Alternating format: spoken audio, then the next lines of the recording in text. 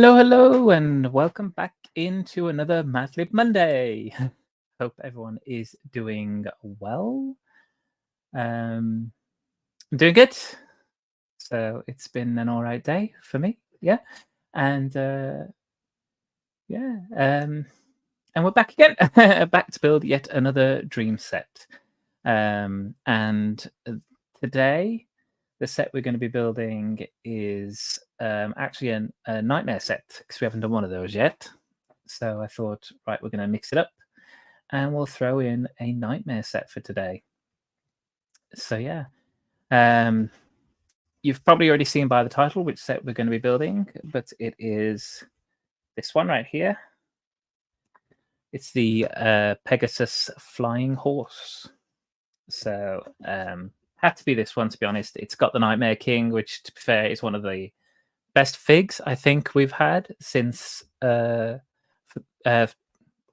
figs we had last year. One of the best ones. So yeah, so you go. Here's the box art for you. It's set 71457 Pegasus Flying Horse. We get 4 characters, 3 minifigs, and then one of the little sprite characters. Let's just show that. There we go. Yeah, and there we are. Right, so without further ado, I'll get the build camera up.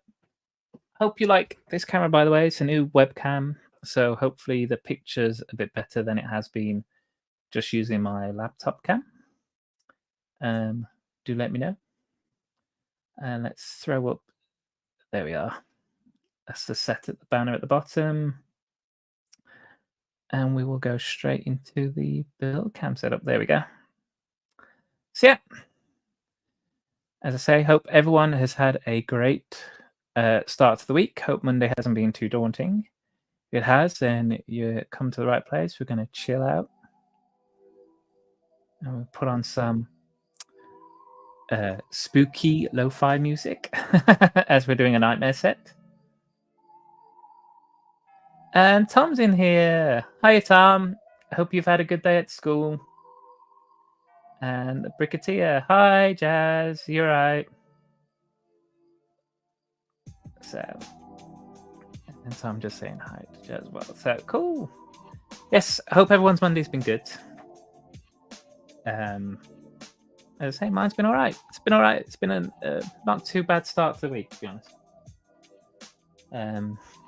We get a little bit, because I work in print, we get a little bit of a break these 2 weeks, kind of half term. Some schools have started already, so we get a bit of a break on what I do at work. So, and the first character we're going to actually build in this set is a character called Nova. Oh yeah, of course, yeah. Tom will be off school, yeah. I've just said it's half term, so yeah, of course you'll be off school. Well, I hope you've had a nice first day off school then. Have you been building? Have you been doing any stuff today? What have you been up to? So, yeah, let's get to building little Nova here. Oh, she has a really cute little top.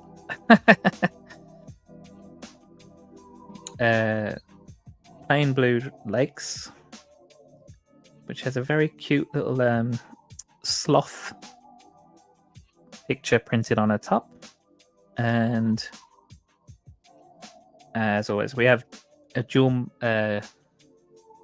printed face. So we've got her with her awake expression, and Nova with her sleeping expression. So, and then a nice hairpiece. Any accessories? No accessories. But as you can see, she does have that really nice sloth print on her top right there. So, yeah, really cool. So that's our first fig. And again, these sets are amazing. These books, just for the artwork, are fantastic. So here we are. So obviously Nova's fallen asleep, and in her dream she's seeing some kind of horse creature. And here we get to make one of the first villains. This is I love the fact that this character is called Susan. It is brilliant. So just Susan. It's just great. Love it. Some really nice parts in this already, just from bag one, by the way. We have got some stickers, just a few, not too many, to be honest. There's some wonderful winged pieces. Look at these. It's kind of like on a soft plastic, so that's kind of cool. And then, I'm always looking for ways to get the most oh, hang on. I think that's an advert. Makes it easy, whether it's a hotel. Go away. There we go. Sorry about that. And we've got some printed eye pieces as well. Which I know is kind of a thing for the villains in this series, in the Dream series. The villains tend to have these kind of eye prints on everything. So many eyes, as we see here. Susan's got lots of eyes. But yeah. So what y'all been up to? Oh, by the way, as well, and this, love this piece. Look at that, for a molded piece. Isn't that just wonderful? That's so cool. So yeah, what y'all been up to? Hope you've been good.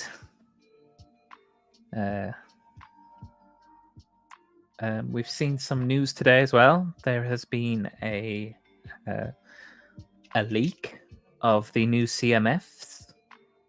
It's quite exciting. The new Space series. Definitely, I already checked, and they're not available to pre-order on the website I normally pre-order from.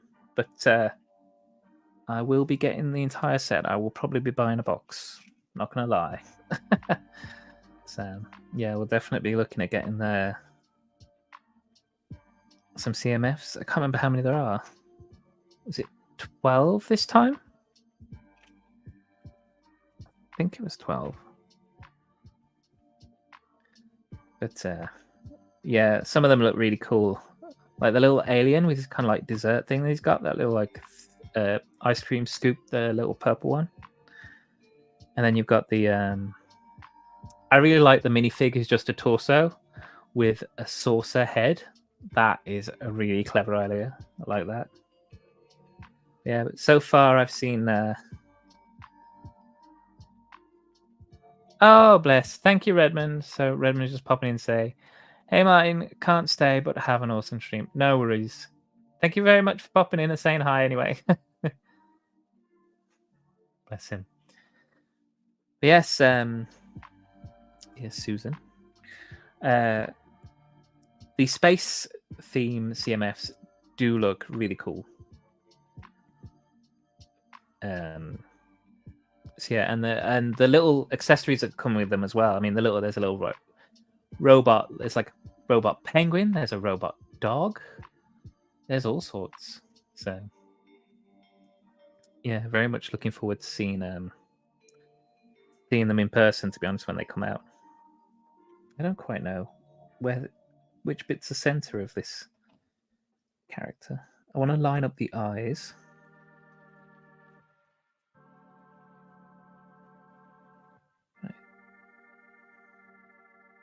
I think you can turn this around and have different points. So we'll put it... Getting a bit picky with this. Come on. There we go. Okay. We'll just have it like that. So there we go. So as I say, these characters have lots of eyes. And then peeking through that molded headpiece as well. There we go. So yes, the space CMFs are looking really good. They seem to be getting a very good reception. A lot of people I've seen online with the post saying that they want to get them. So yeah, as I say, I'll be picking up a box. Hee.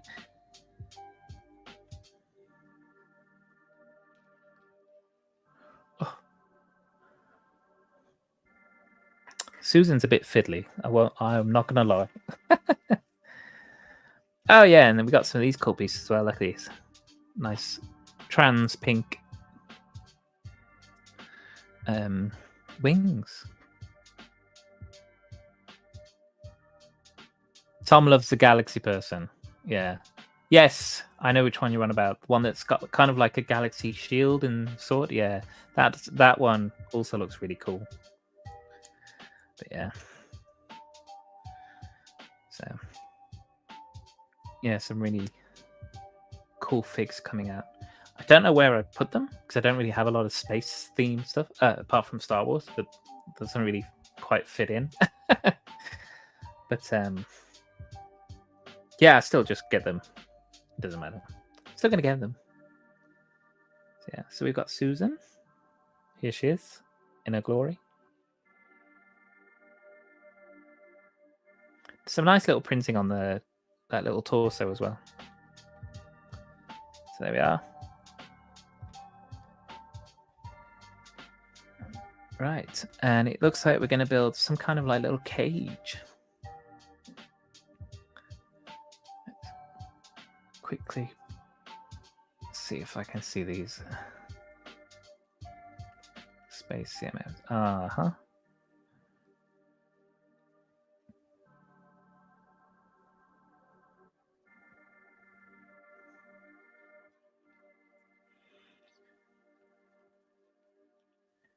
Oh yeah, and there's a little pink space baby as well. I forgot about that.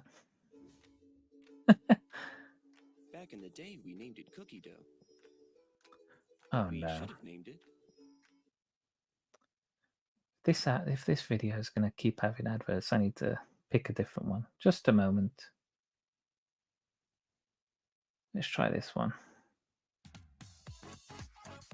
Let's mute that whilst it plays that.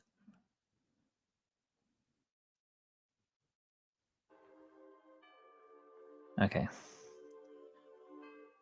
Let's hope this music stream doesn't have too many adverts in it. Woo! So, right, let's get back to it. So I'm saying, do you like the Dreamzz? I do. I am very much enjoying the Dream series. I've built 1, 2, 3, 4, 5 sets so far out of, I think it's 16, 17. I have all but one set. There's only one set I need to get to complete the wave, and that is the Stanman Tower. I have seen it on sale, but with other things I bought this month on sale, I just couldn't afford it. So it'll have to wait. And it'll go on sale again, so I'm not worried. But yeah, and I've got plenty of other Dream sets in the meantime to get on with. Yeah, and as I said, this is the first of the Nightmare sets we've got. I also have the Cage Monster and the Shark Ship to build at some point. Very much looking forward to the Shark Ship. Shark Ship's going to be a couple of streams, I can guarantee. Yeah. Cool. I've got 5 of these kind of, I almost call them like robot kind of hook type pieces with just a bar in the middle. We got 5 of those to build up to make the bars for our cage. Make it look almost like a bit like spider-esque. Yes, the Dream sets are really fun. I do like them. I think the colors in them are fantastic. And even these ones, the Nightmare ones, the fact that they are black and then like they use like vibrant pinks and purples and things in their colors, I think it's really nice. And the good side, the Dream Chaser side of the Dreams sets, you know, they have really, really cute builds as well. So it's pretty much my favorite word for describing them is it's so cute. And they have been really, really cute so far. So yeah, the Dream series is really good. Very happy that I've decided to kind of pick them up this year and start building them. But yeah. Do you guys have a favorite Dream set, by the way? Of the ones that have been released? We got more coming out at the end of the year as well. So, at some point this year, we've got more coming out. So there is a third wave coming. Yay! Yeah, but if of what is out at the moment, do you guys have anything, a favorite set? Either one you've built or one you'd like to build?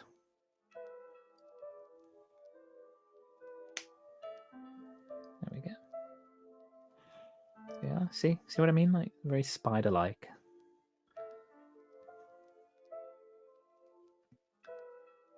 And we're now going to add this other kind of hexagonal gear type piece. And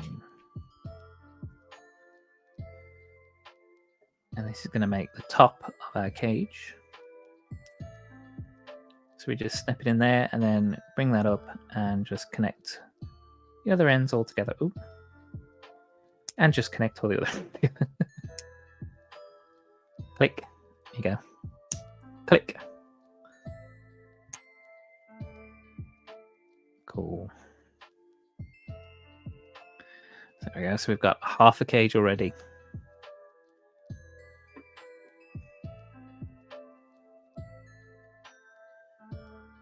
So you like the Mrs. Castillo's van? Yep. But the turtle version, yeah. Well, that was a really fun build. Was it last week I did that one? God, it's been a week and I can't remember. Pretty sure, yeah, I'm pretty sure that was last week. Last week I did the turtle van. And it is a really, really nice set. So yeah, and what I like about Dreamzz as well at the moment is they tend to go on sale. So that's always good. Helps your wallet.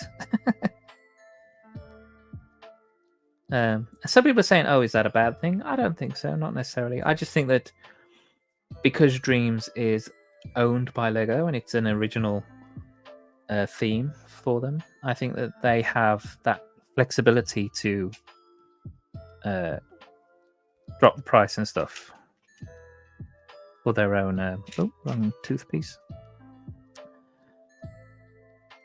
Like I say, for their own themes. So, and I think they're doing well. I mean, like I say, they are coming out with a third wave. So, yeah, we're just creating some little like luminous green teeth for this cage, which again is really cool. I like how imaginative these sets are. Oh, I have to. So. And I think I said to I was watching Mark's stream yesterday, who very nicely came onto this stream last week. So on Mark's stream yesterday, I was talking to him, and I mentioned how I thought it would be a really good idea if you could use your dream sets or your nightmare sets and use them on other themes. So the example we gave yesterday was to have the Lion Knight's castle and then to like Dreamzify it. And I thought that would be a really fun thing to do. For somebody who's good at mocking, I'm not that person, but, but yeah. Well, not yet anyway, not by a long shot, but yeah, the being able to take these elements and then fuse them with other sets. Like if you took these and fused them in with like the Viking village or the new market square, medieval market square, and had them Dreamzified, it would be cool. So I'd like to see that. I'd like to see somebody do that. Again, Not necessarily me, because I don't quite have the skills. But if somebody somebody a little bit more experienced in mocking, or with any experience in mocking, because I don't have any, if they could like maybe start doing that, that would be cool. I think that would be good. There we go, look. Printed eye on top of the cage.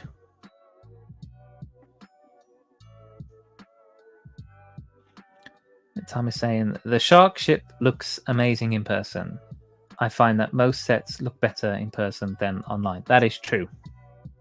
What is also true is you don't really get a full grasp of the scale of a set when you see it online, as you do in person. So, to be honest, one of the reasons why I do enjoy popping into the Lego shop, even if I'm not intending to buy something, is just to have a look at the sets, see if they've built any new ones. I recently went into the store last weekend, Saturday, just gone, to see if they'd maybe started building the what's coming out soon. Oh, D&D set, to see if that potentially started to be built and put on display, but no such luck, unfortunately, because I would really like to see that in person as well. So yeah, but that looks like a fun set. Castle fans at the moment have got it good. That's what I'm going to say. What are we going to watch then? I don't know. There's so Oh, much choice these another. days. What have you guys been watching? Oh, skip that. There we go. So,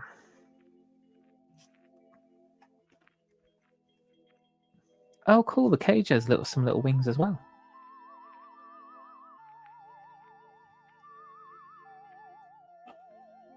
Okay, so there's these little green fang type legs.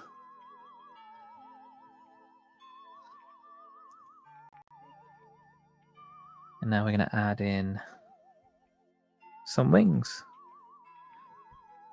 So quite simple, just a little droid arm piece. Little grey one. We're going to clip that to the wing.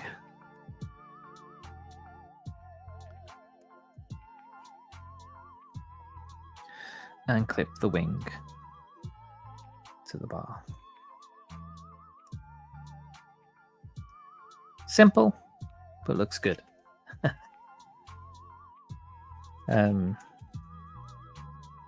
Yeah, I'm looking forward to building the shark ship, actually. I know that it's... when the Dream set started, it was probably the most popular of the sets. A lot of people like the Dream shark ship. And I'll agree. It does look really, really cool. Hey! Mark's turned up. Hiya! Hope you're good. Saying hey to Jazz and hey to Tom, and Tom saying hey back. It's the lovely Mark who was here last week. Hope you're good, Mark. Hope your Monday's been alright. Yeah, we're just we're building the Pegasus today. It's one of the my first nightmare set I'm building. So here's our little cage. Look, ooh, rah. So yeah, lots of fun, and if anyone who kind of knows me knows I really, really like mythological creatures. So anything like the Chimera, the Sphinx, the Phoenix, Pegasus, which is a winged horse. Anything like that, I really, really enjoy. mostly because I like Greek mythology. So, and there's a lot of mythological creatures in the old Greek myths. So, oh no, I'm full of cold. Somebody on the bus was sneezing a lot. Oh no. Oh well, I hope you feel better soon. Let's take was it tea with honey and lemon? Chicken soup? All those old wives' tales for making yourself feel a bit better. Get yourself a hot water bottle and snuggle up on the sofa. Or in bed. Wherever you know. Yeah. There's Tom's showing some concern. Well, sorry about that. At least it's Mad Lib Monday, so you can so you can Lego and chill. Yeah, plenty of water, vitamins, and rest. Yes. Water, vitamins, and rest. Funny enough, that just reminded me of. Do you remember Sword in the Stone? Do you remember when Merlin says to Madam Mim, like, to get over the cold, you need rest and this and plenty of lovely sunlight, and he pokes the roof, and she goes, "No, not sunlight, not horrible sunlight." Yeah.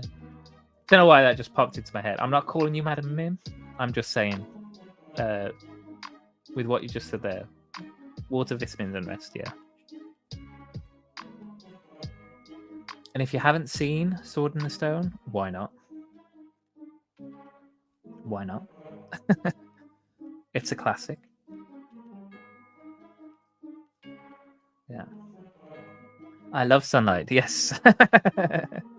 Yeah. Yeah. Yeah. We're the country that loves sunlight, but we just don't get it. Yeah. What does it say? Only crazy dogs and Englishmen spend their time in the midday sun. So.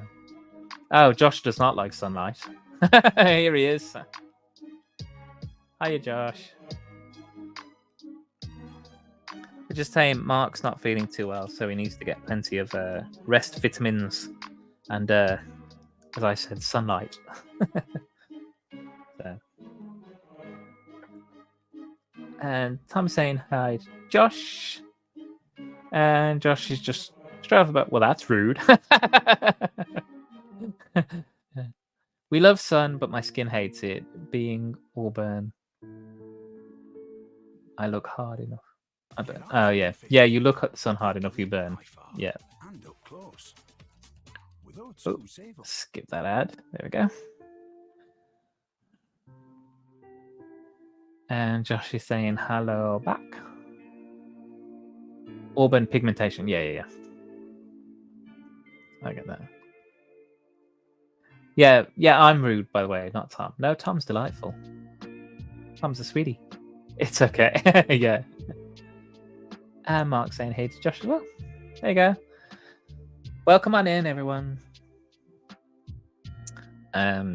Just saying, we're building the Pegasus, which is the Nightmare King's mount, which is really, really cool. And I love Pegasi. Pegasus? Yeah. I like mythological creatures. They're cool. So, yeah. And this one, they kind of crossed a Pegasus and a unicorn because he's got a horn on this one. So, kind of mixed. And I know they do it typically, but they are actually two separate creatures in mythology. So. Are there stickers in this set? Yes, there are. I will show you. We have not too many, to be fair, but we have this one. So those are the stickers in this set.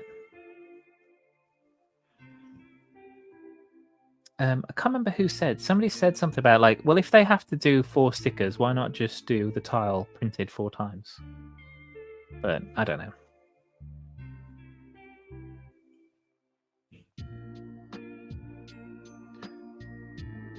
You haven't built it, believe it or not.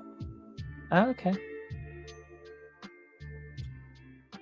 But obviously, then, do you have the set, or and you've just not built it, or is it that you just don't have this one particular set? Oh, by the way, Mark, look at these. Look at these beauties. Ooh, these are great. So.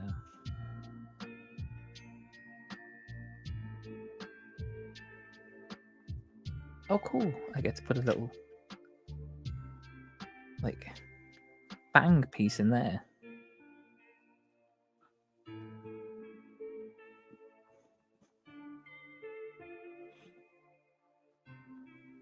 You just don't have it yet. Okay. Yeah, those wings. Yeah. These are fantastic. It's that kind of soft plastic. So.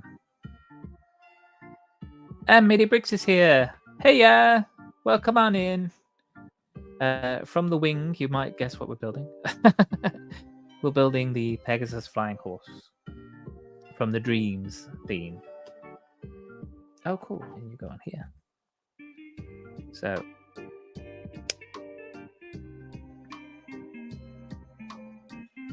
Yeah. Yes.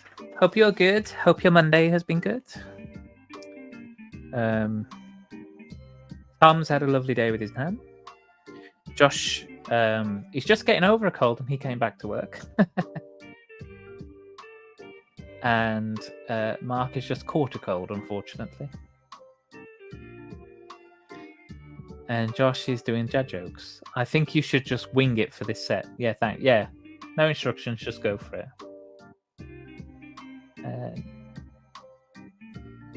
Tim saying hey to Mark, and Mark saying hey Tim. Nice to have everyone in on this Mad Lib Monday, and stay tuned. We will be having a guest appearance a bit later, so leave you all in anticipation.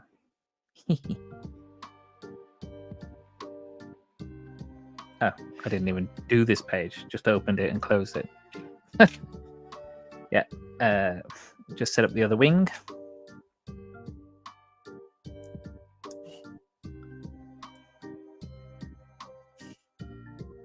And yeah, also guys, let me know what you think of this camera. So new camera, is it good? Better than the old one? Let me know. I can definitely see more colors in my beard. The grays are showing.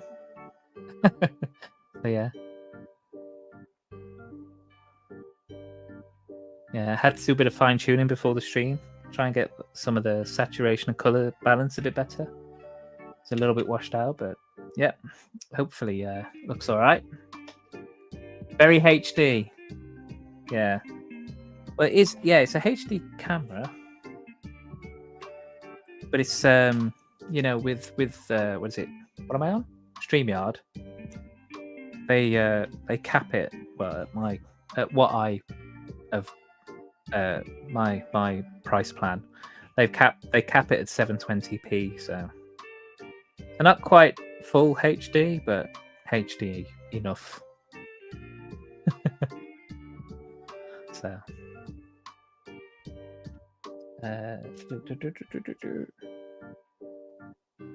Oh, I've put this in upside down, haven't I?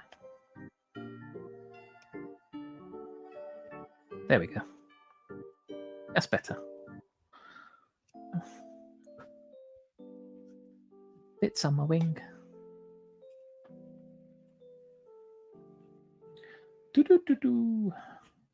There we go. Very HD. Very much. Thank you very much.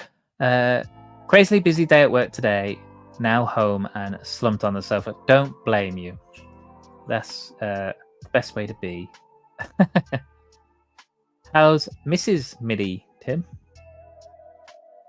So, and Tim saying hi to Tom. Oh, it's a nice camera. Thank you very much. Yeah. Well, I figured I got a kind of I was watching one of my streams back, and every time the face cam was up, which is on my laptop, it just wasn't crisp enough for my liking. So I was like, nope, need to get a new camera. So yeah, so I went with this one. It's a Razer Keo Pro or something. So it seems to do the job. Yeah. So hi. But she's good, thanks. Are you at the Reading show? I am indeed. Tim, hoping to see you both there? Question mark. Expedia will let you know if the price drops. You know what? So you can decide when. We're just gonna cancel the music because it is just annoying me with these adverts. Bye. So, right, let me get back to it. La la la la la la la la. I have the Razer Keo as well. Ah, twinsies! Yay! Yeah, well, you know, it's a good camera and it was on sale. It was on sale recently. That's why I bought it. You know me, love a bargain. Yeah. Yep, we've booked tickets for Saturday morning. Oh, cool. I don't think I'll be at Reading, I'm afraid. I know. Everyone's gonna miss me. But yeah. But I am going to Black Country Brick Show, which is all of like a week and a bit away. A week and a half, maybe? Week on Saturday, basically. So yeah. It'll be fun to meet people at Black Country Brick Show again.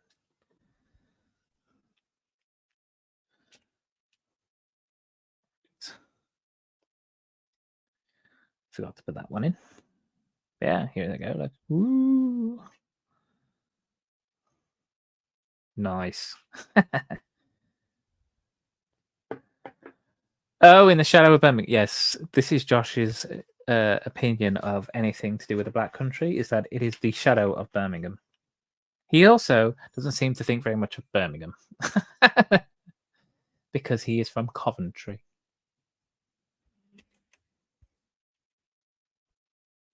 So, but being from Coventry doesn't really, you know, have it all up there.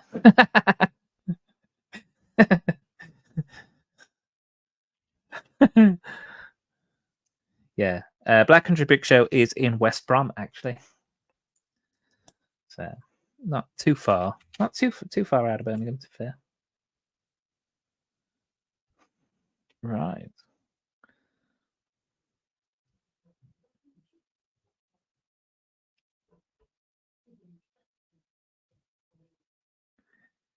Mark remembers being stranded in Birmingham. Thanks, Megabus. Me smart, me not know what you mean. Mm-hmm. Hey, KO's in. Hiya, KO. Dreamzzz. Yes. We're doing the Pegasus Flying Horse set.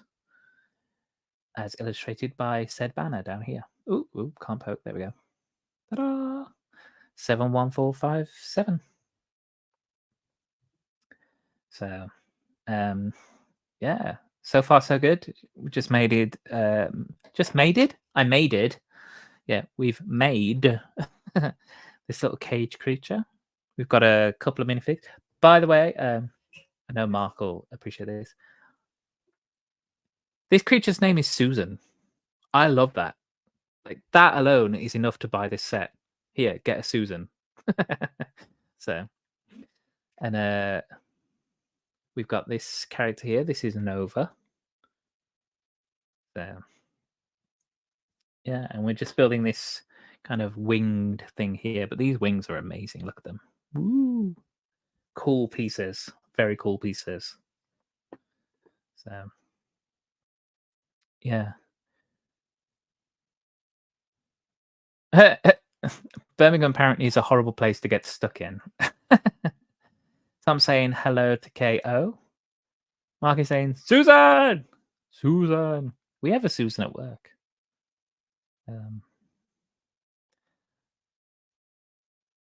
And I'm the one who doesn't have it all up there. Made it. Yeah, thanks. Thanks, Josh. Thanks for pointing that out. She looked like a Matilda. Yeah. Just looks like a Matilda. This anamorphic nightmare blob just looks like a Matilda.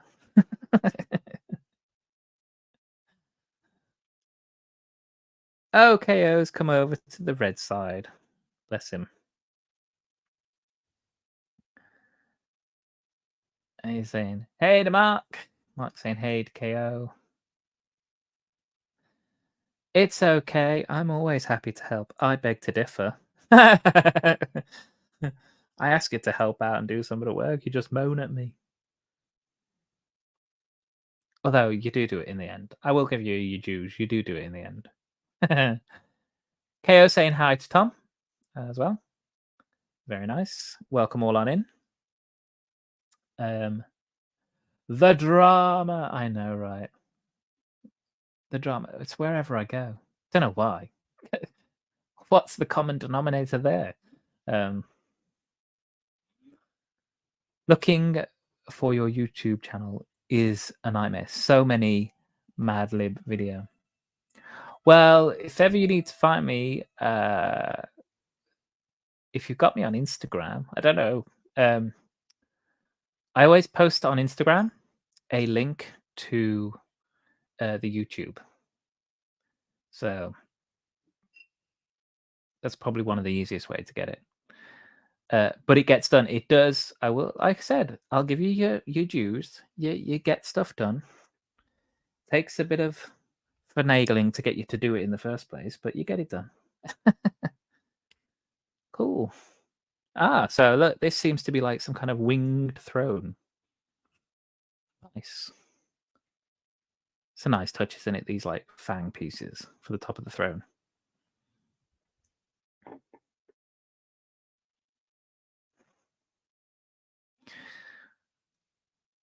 I agree with this. I always go Madlib Lego now, FYI.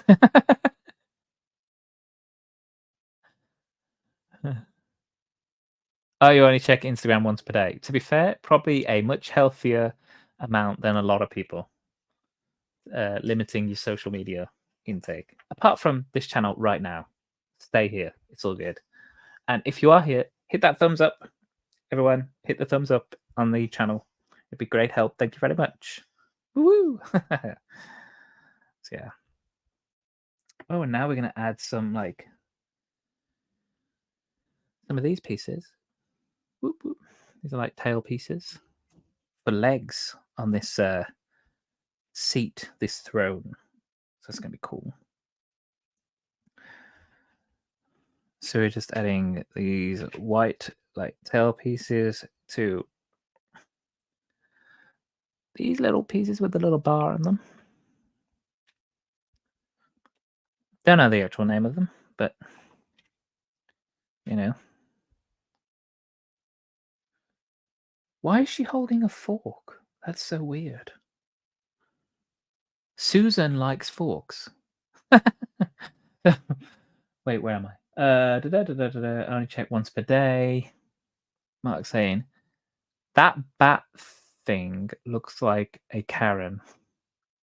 She want to talk to your manager. Yeah, I think it's the eye, the one hooded eye look.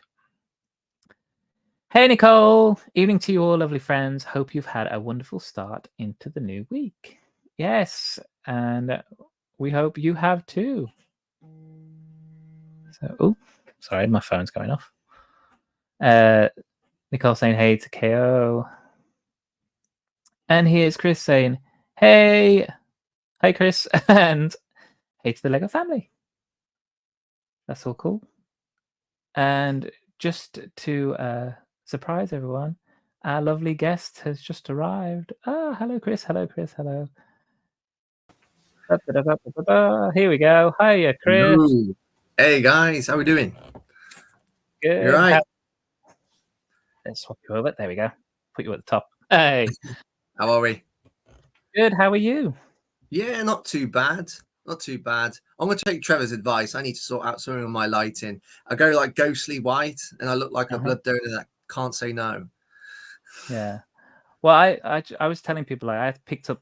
I mentioned it to you as well. I picked up this camera, this new one. Yeah. And then I do have lighting. 'Cause my room light is an LED light, and then I've got like a softbox light there, and then I've got a ring light here, which is the warm light, and then using the settings, I'm playing with saturation, brightness, contrast to try and give it kind of a balanced look. Yeah. But yeah. No, I need to look at but look, there you go. White again, look. Hey, I'll go ghostly white, so I meet the theme of nightmares today. Yeah, exactly. You'll match the That's how Nightmare I'm King. gonna put it. Yeah. So how are you, mate? You've been all right? Yes, been good. It's been all right start to the week, to be fair. Not too busy. As I said, schools are out and I do a lot of stuff for schools, so it's been a bit quieter. It will be a bit quieter this week. So yeah, same here. So because obviously I work in the schools and they're all broken up. I'm going to work for a few days this week. Short days, not long days, which is good. And then a few days off next week as well, which would be good. Oh, cool. Okay. Yeah. Right, let me just quickly catch up on chat. We've had a few people pop in. So Tom saying, hey, Nicole, hope you're all good. And we've got Ollie popping in. Hey. Hi, Ollie. Lurking and cooking. Nice. What you cooking? What you cooking? Good looking. Hiding from one Brixton for mistake. Hi to Mark. We got Tim saying hi to Nicole. Chaos saying hi to Ollie. Hey Tim. Hey Ollie. Getting there. Hi Chris. Oh, lots of hellos. Everyone's saying hello to each other. Yep. And I switched mine on. I need to look into the app setting. Yeah. You just switch. Oh, you mean you just switch it on and then that's it? Yeah. There's this like special app, and then you can check all the settings and stuff. You can even like do like zooming in bits and all. Yeah. Oh, cool. So, yeah. And there's like wide. This is currently set on like a narrow view, but it can go slightly wider. Can have a slightly wider field of view, but yeah. Cool. There's lots of things to play with. Yeah. What are you cooking? And hey Tom, all good, thank you. How are you doing? There we are, all caught up. So what are you going to be doing with your time off, apart from building Lego, obviously? Well, actually, it's I'm going to be not building so much over the next week or so. I think I'm done for March building wise. I think I'm just going to just clean the Lego room. I used got my old clean my bricks vacuum out earlier. Yes. Cleaning sort of like what I'm going to be constructing today, which is the Hogwarts anniversary expansions, because I've never done it before. So that's what I'm doing this evening, and it's meant to be a right nightmare. It is going to be a nightmare. Okay. 20 plus 25 modular sections you've got to put together, but it looks good fun. Yeah, I mean, the end of the week, I'm going to go away with my wife. I'm going away for the weekend, a couple of nights in South Wales. Cool. It's called Mumbles, and I'm hoping to accidentally go to Lego in Cardiff, which is about almost an hour away from where we actually are. Oh, yeah. So, yeah. And, GPS accidentally sent me this way. I'm sorry. yeah. But yeah, and then other than that, just try and find days where there's just nothing to do, because I'm one of these where I just like a few days of just not have anything planned and just chill. It's hard to chill sometimes when I've got uni work. I've just ordered a lot of equipment for my my intervention, which starts after the holiday. So I've just ordered 100 cones, 40 balls, so much stuff. But yeah, I'm just gonna try and find some time just to chill and relax and take stock. But also I am thinking about April. building Lego. I mean, I don't know what I'm building in April. I ain't got a clue. I have been tempted to build some Star Wars sets. Yes. Yeah. Well, I'm not sure if should I just hold my horses a little bit and just wait for May. I'm not particularly. I'm not going to jump at that GWP. It's not what I'm going to be desperate to get. But does that mean should I go and get some sets now that are on offer? But I don't know. Oh, okay. But, yeah, it might be an Animal Crossing month next in April. I don't know yet.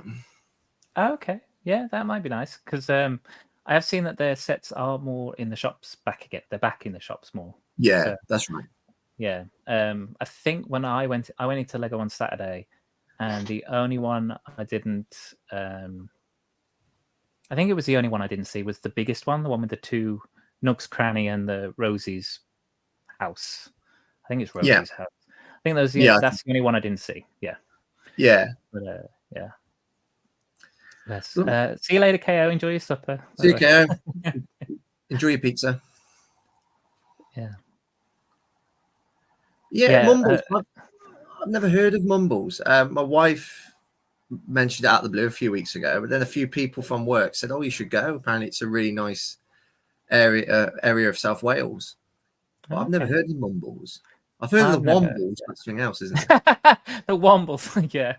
Yeah, they live in London, don't they? Yeah. Wimbledon, isn't it? Yeah, Wimbledon, yeah. Wombles of Wimbledon Way, yeah. Tom saying bye to KO. Bye, KO. And is it possible that I hear Gaz and his cats? Yeah.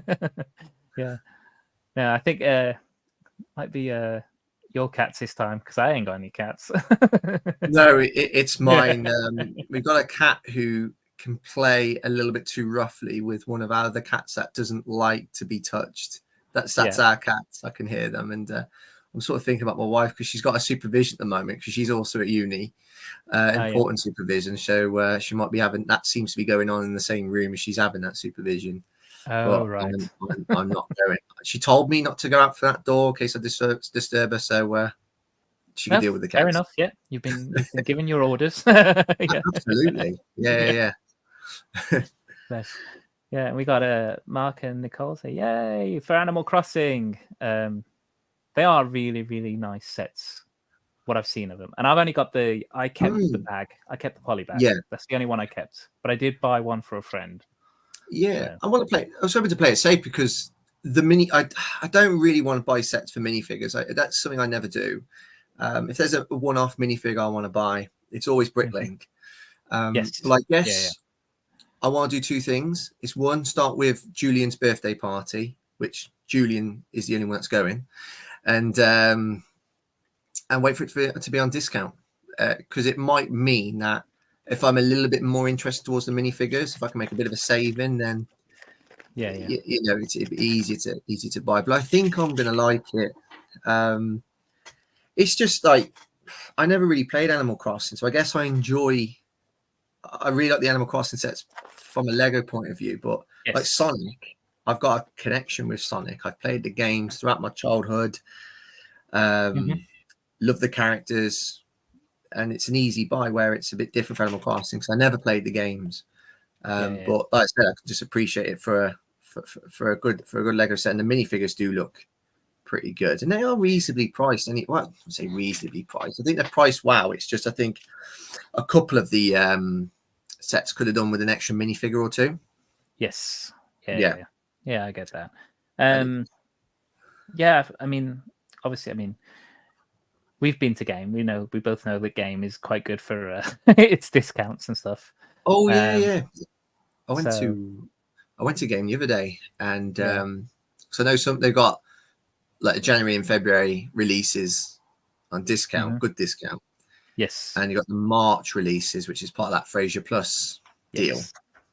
But I was speaking to somebody who works in game, and they were saying that the Animal Crossing sets. A great number of the sets that were released this month are going to go on to discount anyway next month. Okay. So probably just going to wait until April. Oh, fair enough. Yeah. I got the Fraser Plus for the discount offers. To be fair, because I just thought, well, I might as well use it because it's kind of like a reward card. So you get the points from it as well, and I will pay it off in one go. I pretty much paid off almost the same day. It's like it's done. So yeah. So it's you get the discount. I get points for it, much like VIP points kind of thing. And then and it's paid off. So I'm no worry about the whole interest and stuff on that. I was really close to it because they've got a Sanctum Sanctorum there. And I'm very, I do admire the building, but I'm thinking if I get that, that might mean I have to get a certain Daily Bugle, an Avengers Tower. It's 152. I know I've seen it cheaper in Argos before, like 135. I think I've seen it before, but 152 is still not bad. And they can just shift it. But there's a few other places in my area that sell the Sanctum, and they're still trying to sell it full price. I just think it's going to be really hard to sell that because it's always on discount. It seemed to be on discount like as soon as it was out a couple of years ago. I didn't actually buy it. It was bought for me. So I don't know how much was paid for it, but much like the Daily Bugle, that was bought for me as well. I did buy the Avengers Tower for myself. But they are, to be fair, they are great sets. And I'd always advocate going for a discount anyway. Yeah, absolutely. You got Daily Bugles. No, you got Daily Bugle. You got all three of them. Yeah. Got them together. I've only got Daily Bugle built. Oh, okay. So the other two are still in their boxes. One's there, the other one's in the bedroom. So putting those three together will be sweet. Yeah. When I've got the room for it. Yeah. When I create room for it. But yeah. Look, best fig of last year. Woohoo! Well, one off. Yeah. I got that fig. I got it from a magazine a couple of about a month ago. I did too. Yeah. I grabbed him from the magazine. The only thing that I like with him here is that he comes with his dual molded sword, which is where's the camera? There it is. That's cool. So he's got that really cool dual molded sword, which is the same as the Barbarian CMF had, only hers was light and dark grey. Yeah, that didn't come in the magazine, did it? No, he comes with like a spear that you create. Yeah, that's right. I feel like I need to bricklink that sword because that is such a good sword. It is cool. It's a really nice color as well. But yeah, very nice fig. Great. Even fig. that spear he's holding in the picture on your on the screen. Oh, on the little screen, yeah. This one down here. Cool. Yeah. That's cool. I think that's the sword just put onto maybe like a bar. Oh right, it looks like a spear. Yeah, I can't remember. I'll tell you what, it's a little example. Great artwork. That is nice. And no A required. No AI required. Exactly. What was it? Oh, hang on, I've missed one. Here we go. You will be bitten by the Animal Crossing bug, Chris. I will. I'm a test by you need to. Yeah, that's true. That is true, Nicole. I don't know what Nicole was drinking last night. She was on about streaming in the nude. I know. Honestly, our Ricky with friends, we can talk about all sorts. We was talking about KFC, and then we were talking about streaming in the buff. Yeah. Did you go on to the BrickBod stream later on? Did you see any of it or lurk or anything? Because that chat went so far off the ledge with vulgarity and stuff. It was just okay. There are no limits to that stream, but I tend to listen to the BrickBods more and watch it. I tend to listen to it when I go to bed on Sunday, and then I just watch the rest on the Monday. But BrickBods, they're brilliant. I can't wait to see them next week. Yes. A week on Saturday. Yeah, so it'll be so cool. I can't wait. I know what to expect with conventions. I've seen enough pictures and videos from other people, and But I just think it's going to be the whole experience, meeting people, seeing these amazing mocks. And yeah, I assume there are going to be some nice sets on sale as well, maybe, perhaps. Yes. Yeah, that was something I'd heard that there was going to be sets on sale when I went to Bricktastic, but I wasn't expecting the amount on sale that there was, and also the number of retired sets. Yeah, I was going to be what I asked. Do they sell retired sets? I assume they do. Yeah. Yeah, and to be fair, they're not badly priced. They're close to some of even below retail sometimes. Well, some of them were. Yeah. Nice. I'm trying to look for the Disney train for my wife, because that's the only retired set we regret not buying. But because it didn't have a long shelf life, did it? That train set. It was like a year or two. Yeah. Well, that's I missed out on the Batmobile. I saw it and I want it and I never picked it up. And then I've been back and bought the Batwing. Yeah. But I only paid I think it was only like £10-20 above retail. Right. At reseller value. So I was quite happy with that. But I cannot find a Batmobile that's not within like £100 extra. You know, they put the extra £100 on it, and I'm just like, I don't want to pay that much. No. Because it didn't retire that long ago. You know, I think it was like the year before last. You know, but I think when it comes to retired sets, I think in the back of our heads, we hope that we can come across these sets on a marketplace, on a Vinted as well. I know Monarch has mentioned Vinted as well, like Chamber of Secrets, which was £125 set, which went up to 130. There was a price increase with it. Yeah. I got it sealed for £50, and it's just insane what some people buy, because I don't think they know the value of Lego, or sometimes people get a set and it's an unwanted gift, or they get bought a set they already have. So you kind of hope that you might be able to buy it off somebody who doesn't know the true value. Obviously, you've always got to be careful. Vintage is a bit different because there's a bit more security, so you have to approve the purchases. Whereas marketplace, I mean, I only stick to if it's sealed. Yes. Because if it's used, and fair enough, it's been used, but if it's a sizable set, it's to ensure it's all there. You got to look through it all. So I always make sure it's sealed and I can collect it. Yes. Yeah. I mean, just because of the way I am, I like things. I don't want something that somebody else has used. Yeah. That's just me. Although my first adult set was a used castle. Yeah. And that was all there.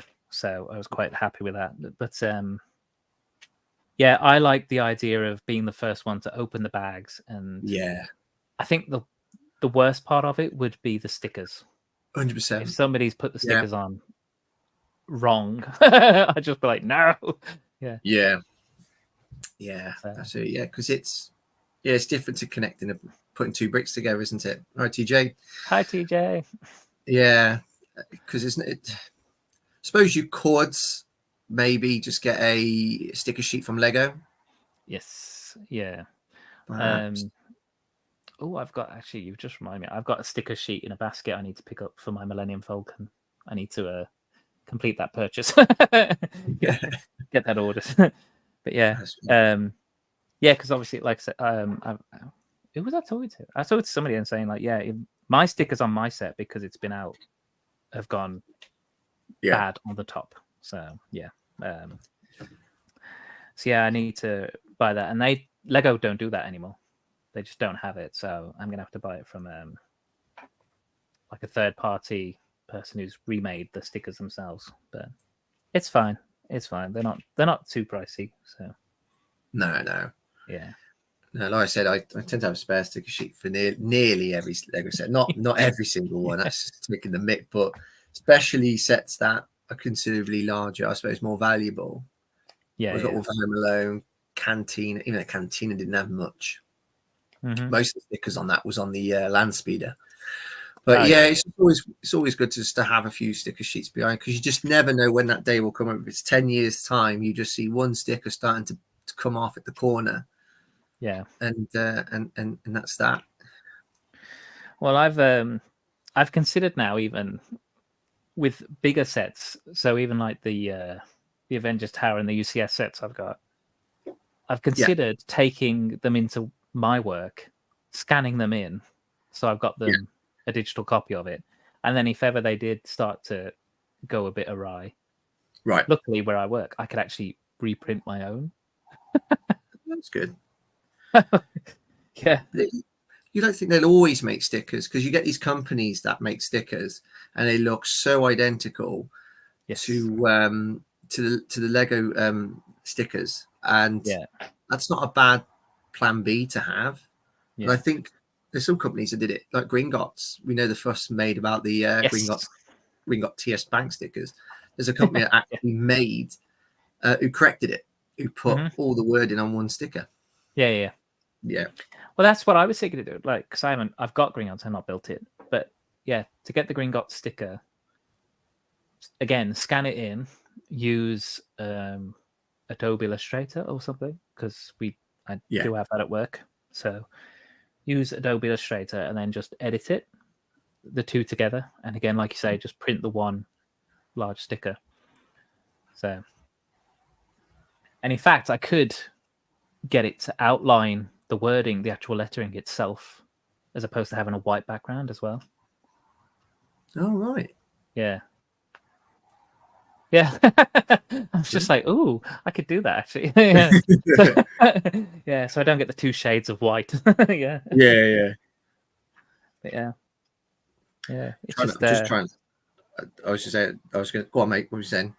No, I was going to say, it's just takes a little bit of time and a little bit of skill on the Illustrator side of stuff. But yeah, it can be done. Yeah. There we go. That's what I was trying to look for. I was trying to look for this. You can't see, can you? It's far too bright. Look at that. It's just a reflective screen. Yeah. Can't see it. My days.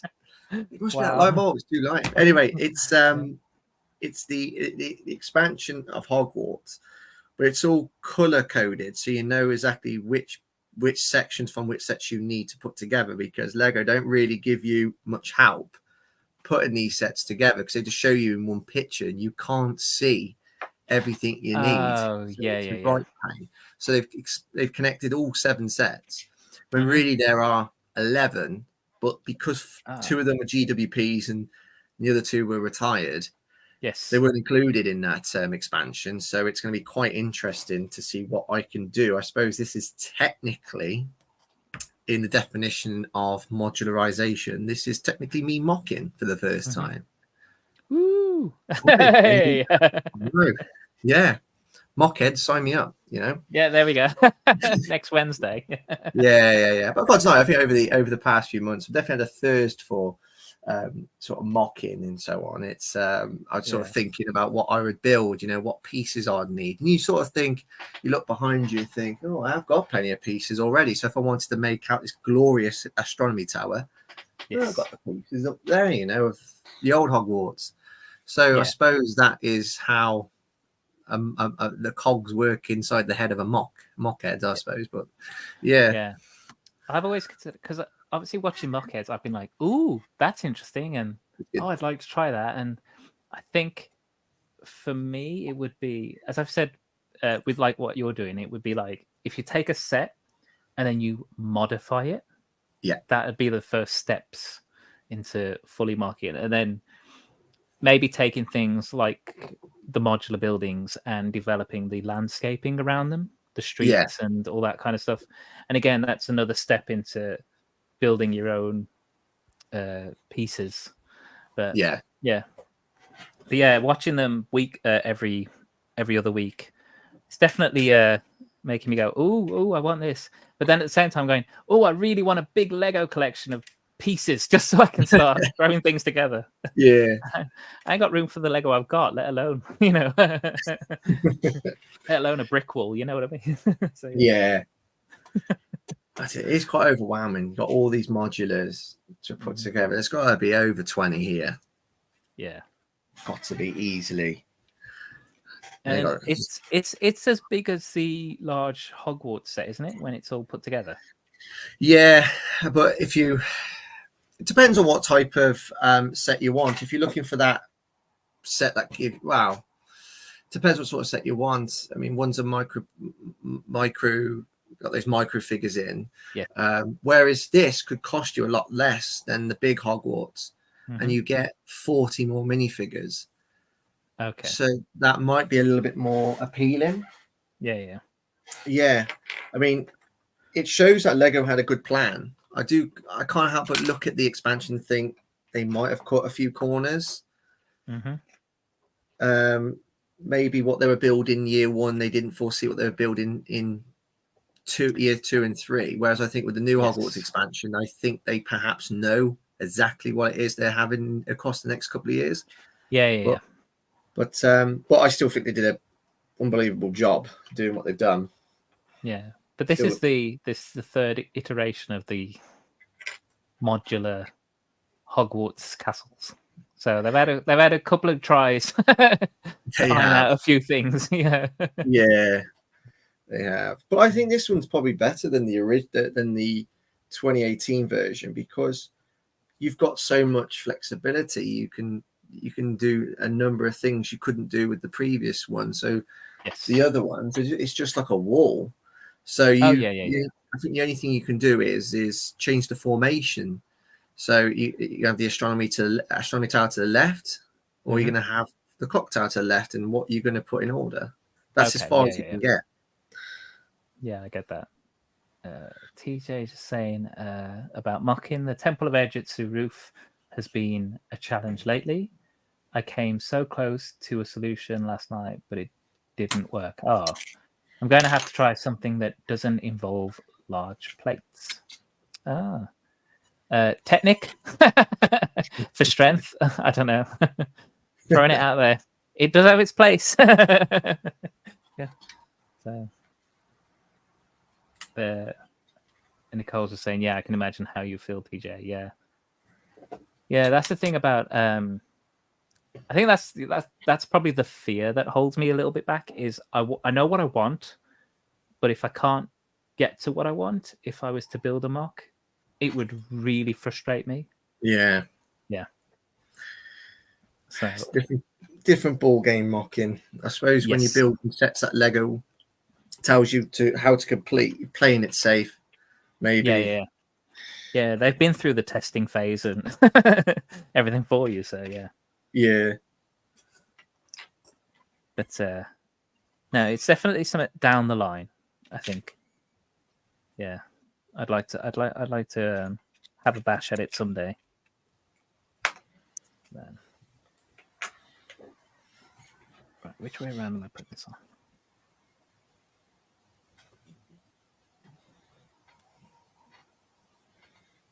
There we go. Cool. That's, for anyone who doesn't know you, Chris, what is it that you actually are studying? What am I studying? So I've been studying for quite some time. I've been always into my sports. So as soon as I left school, wanted a career in sport. Did a degree, where I did a master straight after, and then I spent a couple of years away, just getting more experience in the industry. So I specialize in primary PE, and spent 6 months proving that I can do can work to the standard of a PhD. So I'm doing a PhD, and despite the fact that, my goodness, my research title, my research questions must have changed every single week since I've started, which is about just a month after. No, I started a month before lockdown. Okay, so it's been that long, and I'm studying about, because I love children, no matter what age you are, whether you're 4 or 6, to have ownership for your own learning and for the learning of others. So I'm basically going to be utilizing my favorite approach to PE, but I'm also going to be prioritizing meaningful experiences. So you don't just deliver something in the hope it'll be a meaningful experience. You actually prioritize important features such as delight, fun, social interaction, motor competence, so on. So you don't just deliver something and kind of hope it's going to work well. It's giving the children a really positive experience. I'm actually prioritizing those features during a 12-week intervention, and that's basically it in a nutshell. So basically, the students just take on a more significant role. It's not the case of, you know, delivering conventional forms of PE. So it's not just me, the teacher, dictating on what children should be learning. This is what you should be doing. The children take over the role of the teacher. Obviously, I don't just stand at the side and allow them to fend for themselves. I have to facilitate the learning rather than instruct it. Yes. Okay.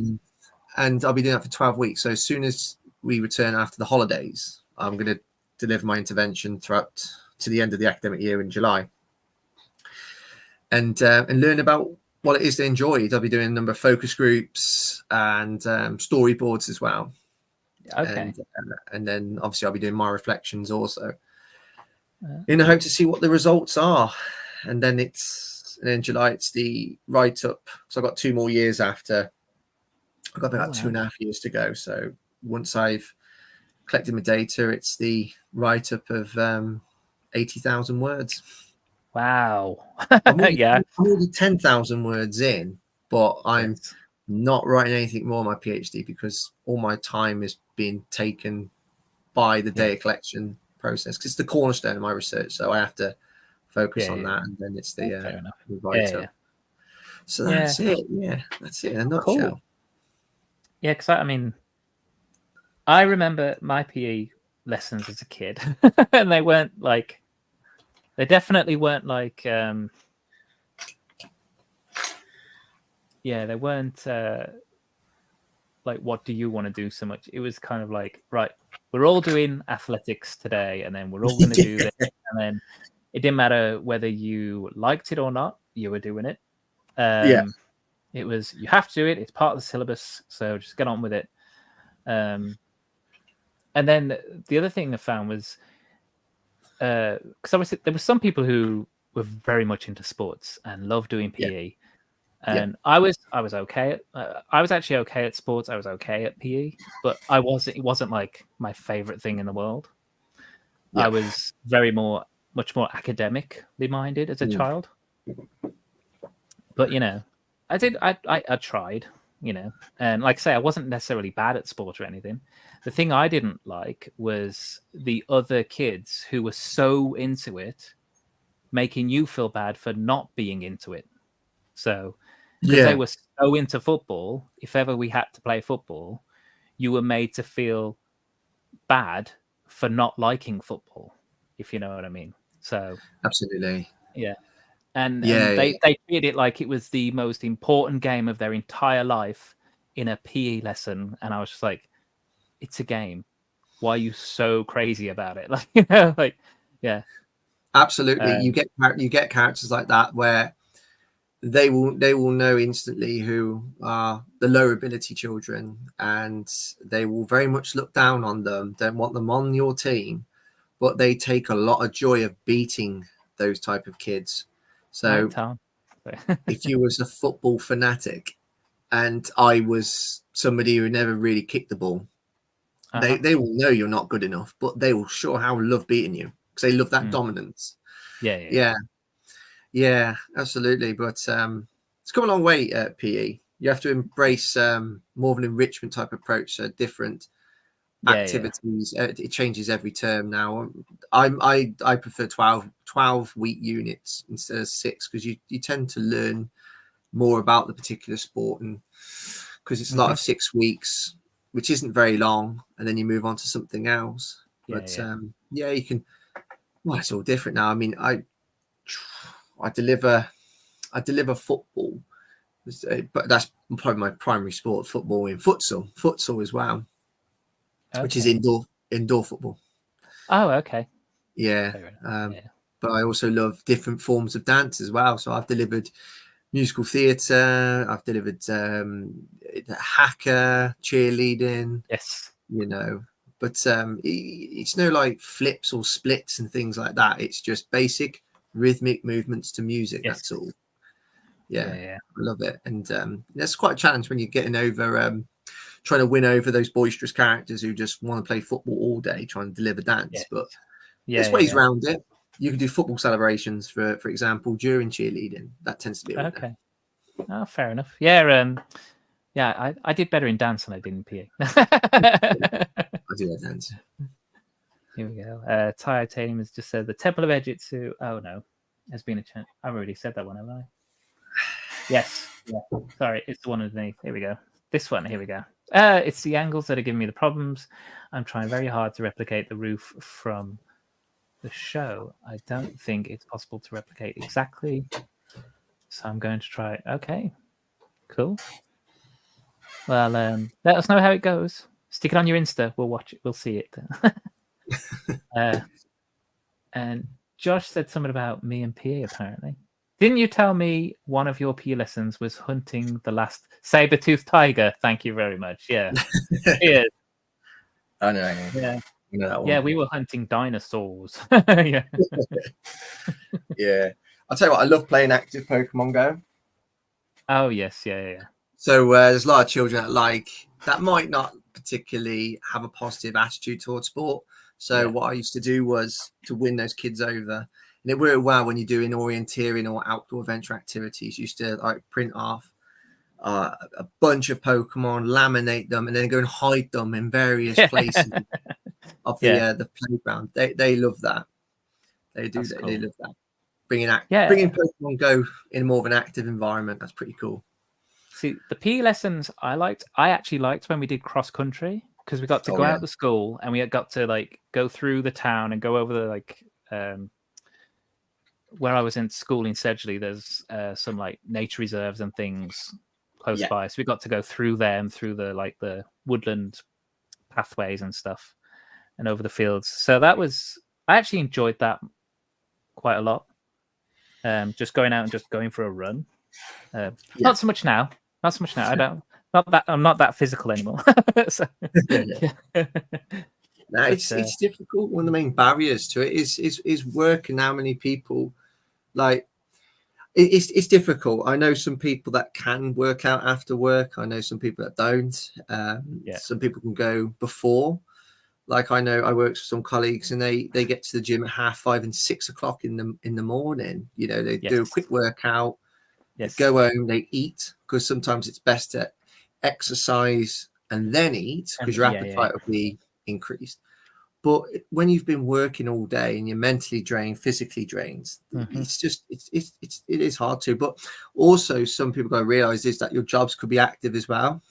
Yes, you can get an active job. So if it's desk bound, office, you know, the chances are you're keeping fit or not. But if you're like always on your feet, you know, be a PE teacher, for example, that keeps you going and so on. Yeah. Well, I mean, like my job roles up until my job role just recently changed, I've always been on my feet. So in the printers where I worked, I was downstairs, I was on the shop floor, always on my feet. You know, we are literally moving pallets of paper with pallet trucks and stuff. And these are half a metric ton weights of paper. You know, they're not light. So I've always been relatively active in my work. Yeah. Apart from, as I say, recently I've started more of a desk type job. So, but yeah, I won't say I haven't noticed any difference yet, but we are in winter. So yeah, maybe because I typically put on a little weight at the winter and then it seems to drop off in the summer because we are really busy in the summer and it just flies off. And everyone goes, "Oh, are you at the gym? Are you going to this?" I'm like, "No, I'm literally just working like a dog." You know, it's a good time to exercise in the summer because you sweat more. Yes, you know, climate can have a role as well. People struggle to put on weight in the winter for two reasons: it's colder, and then we tend to eat a little bit more over the winter holiday, or a lot more. Yeah, definitely guilty of that.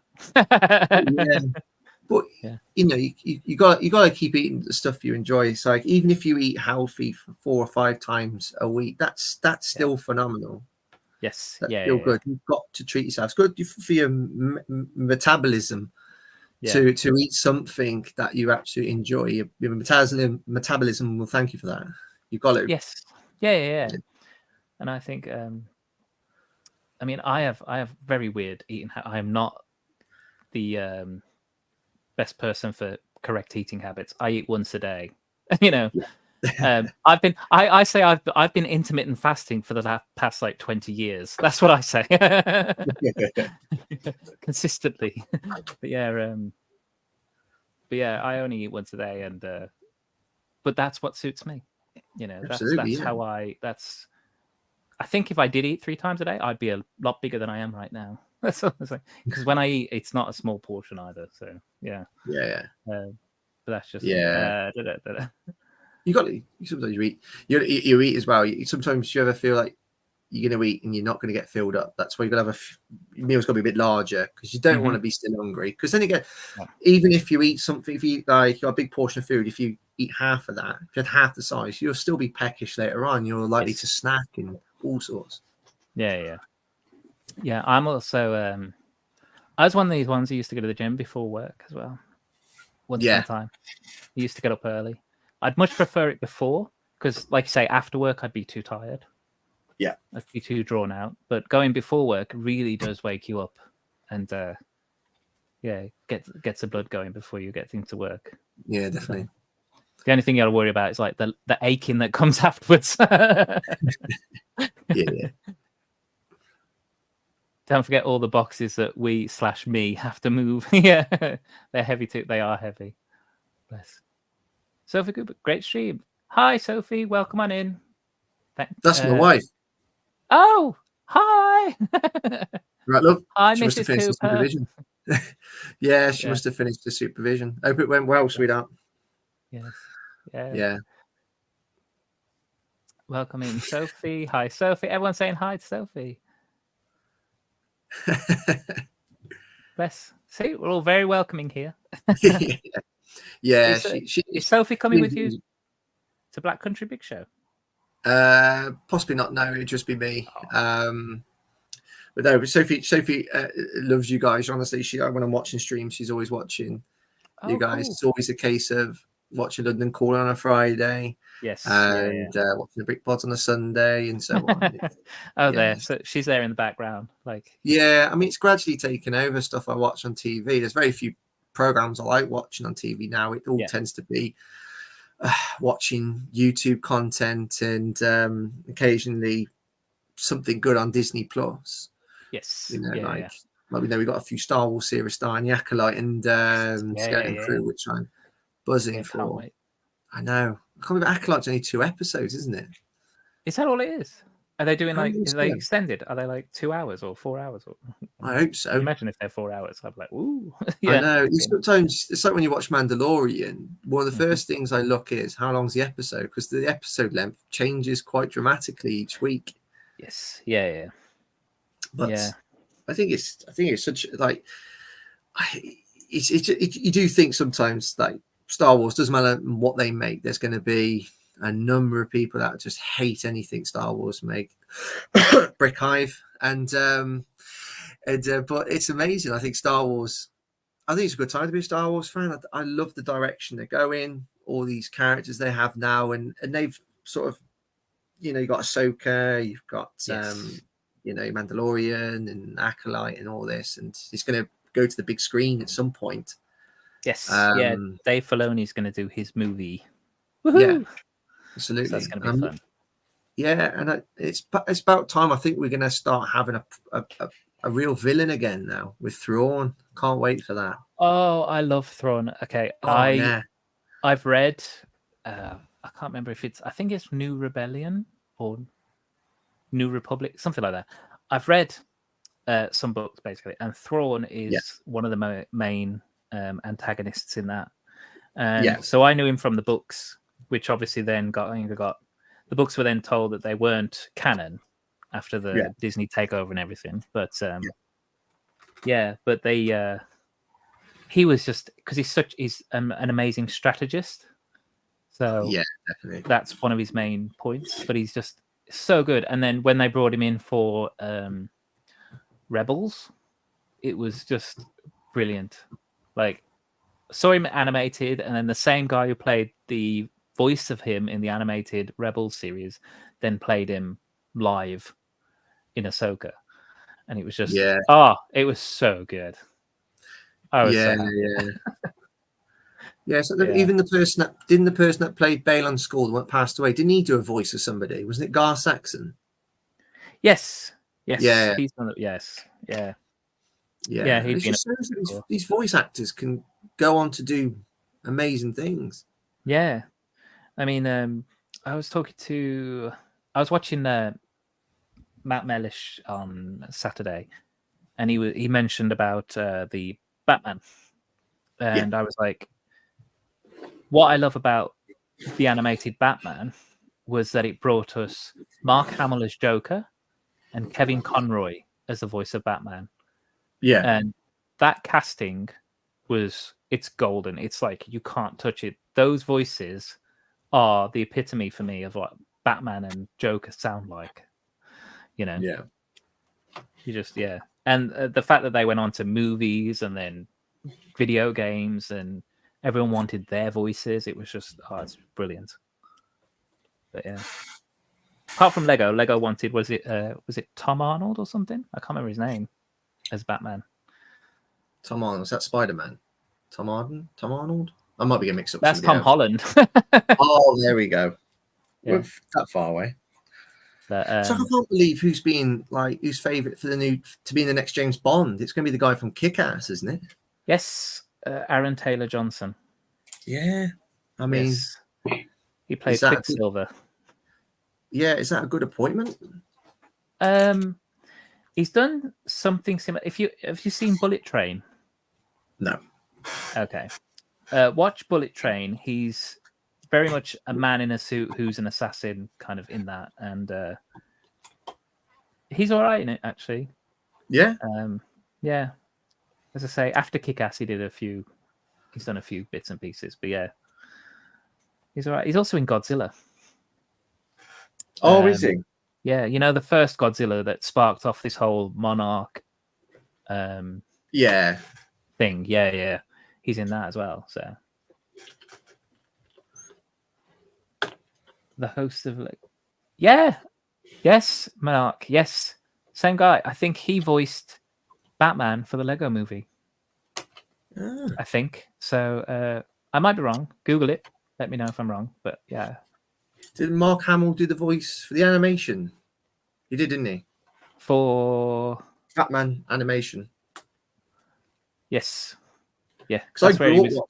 That's where he did it first. He played a character called the Trickster in like a live action Speed, the Flash, I think it was. Yeah. Oh, Will Arnett. There you go. I got it wrong. Never mind. Not Tom Arnold. Will Arnett. There we go. Yeah. I think he played somebody called the Trickster, and it was very similar. It's a very similar voice he puts on. Yeah. And he actually reprised the role for the modern day Flash, which only finished like a year or so ago. He played the Trickster in that as well. But he does that kind of slightly squeaky, maniacal voice that we know and love for Joker. So he was already kind of foot in the door with DC and stuff. But yeah. I barely watch TV anymore apart from Ninjago, Star Wars, and maybe Marvel DC shows. Mostly watch streams these days. Yeah, I'm kind of balanced, but I watch a lot. I watch a lot of streams and I watch a lot of TV and film. That's why I need an app to keep track of what I've been watching so far, because I wouldn't remember otherwise. Yeah. Right. Let's quickly show you guys some of these cool things. We got this really nice brick here, which is used a lot for sand, rock, etc. In this really nice, I don't know, is it pink? Like a vibrant pink. I actually don't know what technically this color is called, but it's really cool. That is cool. And then the coral as well on this is nice. The colors of the coral in the the pink on this. Fuchsia. That's- Should I call it fuchsia? I don't know. But yeah, colors in this set. This is what I like about these dream sets. The colors on them are great. Magenta. Thank you, Mark. Yes, they are really, really good. Have I put one of these on upside down? Oh, I have as well. Oh, you naughty boy.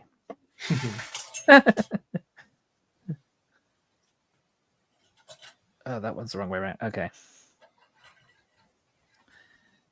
Right. Gonna have to redo this bit. Yes.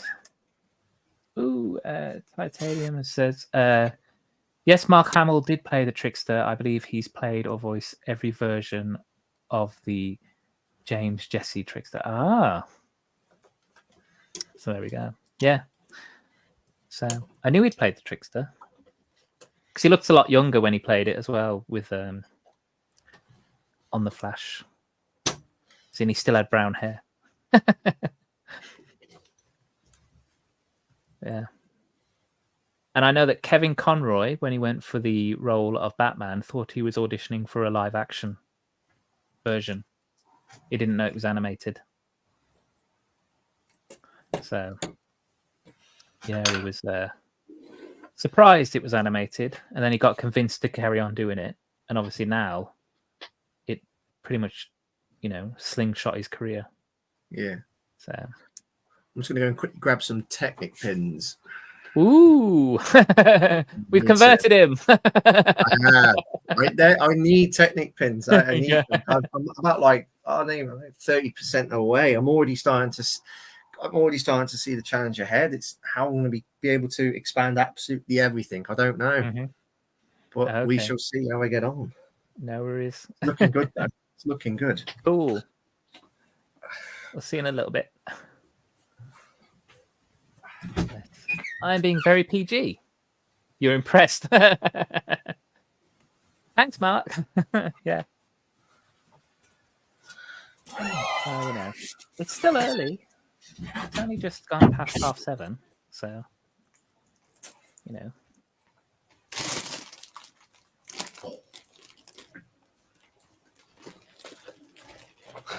here we go. So, I put it on. Oh my days. No, okay. No, I'm just being silly. Okay. I thought I put it back on upside down, but no. I just didn't put the brick back in right way around. There you go. Stickers. Yay. These are all the spare pieces from all the Lego sets that I own. It's quite a bit there, isn't it? Ah. Yeah. It's quite a bit there. I mean, could you mock something with that? You could do micro builds. Yeah, you could do. I technically used to mock. I did have Lego as a kid, but Yes. not a lot, and just never was really into it. But my sister and I used to call them thingy-majigs. That's what we used to just put random bricks together, and here's a thingy-majig. Yeah. I think I did the typical of just getting. We had just a box of bricks, and Yeah, I say a box. Yeah, it was proper big old like plastic tub. Not a proper like Lego tub, just a random plastic tub with a lid on it. Yeah. Yeah, we used to tip it out on the floor. We'd just put bricks together, and I'd always try and build a house. It was always a house. Just get the base plate and just build a rectangular house. Yeah. But So. what's quite interesting, the dress piece for the Queen Amidala minifigure. Yes. I'm very certain I came across that when I was young, and I can't recall if I used to own that minifigure. Ah. And it would be I've got a number of chests in the loft, so I do need to go and have a look. Yeah. I'd love for them to do Queen Amidala as one of the figs for the 25. Yeah. Yeah, because Holly on Film did a video about a week ago about Padme and Queen Amidala, all the outfits she wore, and you're Yes. right. You could make a CMF series of just her costumes or outfits and so on. They really need to start looking back at that character, because there's so many amazing figures they could make. Well, she is such a cool character. Like, Yeah, you know, she's the mother of Darth. Yeah, she's the mother of Luke. I was gonna say, yeah, mother of Darth Vader. That's wrong. No, mother of Luke and Leia, wife to Darth Vader. And I'm pretty sure she said, I mean, I could be wrong, but she said she would be happy to come back to the franchise somewhere. that's good. So, if they did a what if, and she didn't die, and she joined Anakin, I would love that. That would be That cool. would be amazing. Yeah. Queen Amidala of the galaxy.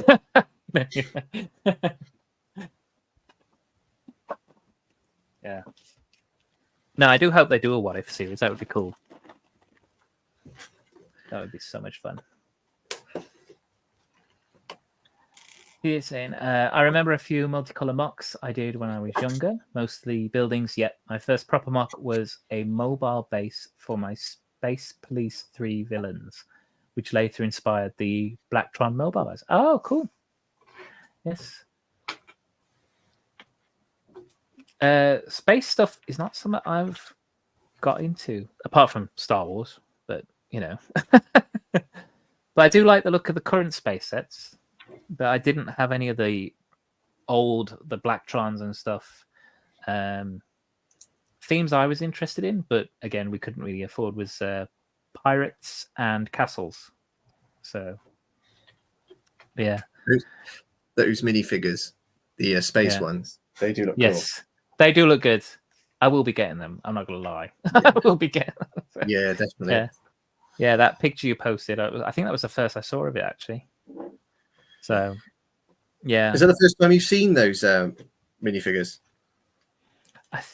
There might have been, that kind of that picture with a potato kind of one before, and then this is the clearest one I've seen. So yeah. Or I heard descriptions of them before, one or the other. But yeah, that's what I mean. I mean, that transparent minifigure, that is a step closer to Force Ghosts. Yes, it is. He looks really cool. I do like the saucer one, who's just got a body of space. That is just such a cool, fun little idea. I like that is great.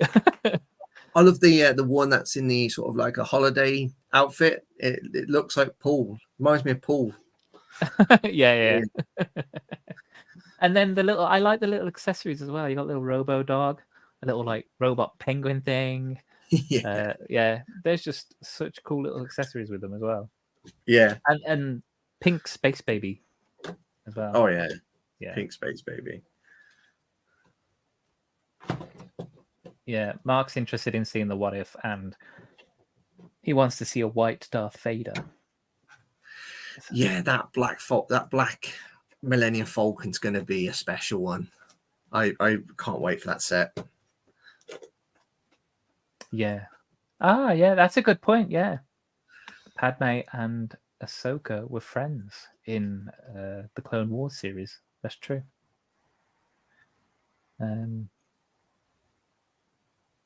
It would be cool to see it. Space CMFs are great. I may go for the full set. Yeah, I'm going to do my typical. I'm going to buy the box and I'll not pass them, but sell on sets. The other sets that I get. So I did check as soon as I saw your picture today. I did check my the website I buy them off to see if they were available, and no, not yet. Unfortunately, can't pre-order them. No. May the 1st. Come out May the 1st, didn't they? May the 1st? Yeah, it does, doesn't it? Yeah, May the 1st. Yeah. Probably. Because they know they can't do a Star Wars CMF series, so we'll just throw some space ones in there. I think they won't. I think in going back to what that all that information Lego published, same with Harry Potter. Lego, Star Wars, and Harry Potter are the most popular licensed themes. They're the top two now. Yes, and I think they've always been in the top two for a number of years now. And I think that just comes with a price. Whatever glorious minifigures they'll make, they'll just pull it in a an expensive Yeah. set. Just, There is, well, I think there's something about Star Wars. I don't know who said it. I think we might have said it on Family Bricks or so, but I can't remember. But it's brought up that I think Star Wars, they can't do figs on their own. They have to have a build with them. oh, okay. I think there's something about their license that they have to have something with them. So that's why the battle packs always, even if it's like 6 figs and then it's one little speeder or something or a little turret, it has to have some kind of side build with it. Oh, I did not know So, that. I think so. I think I've heard it somewhere. Don't ask me where. Don't ask me for sources. Yeah.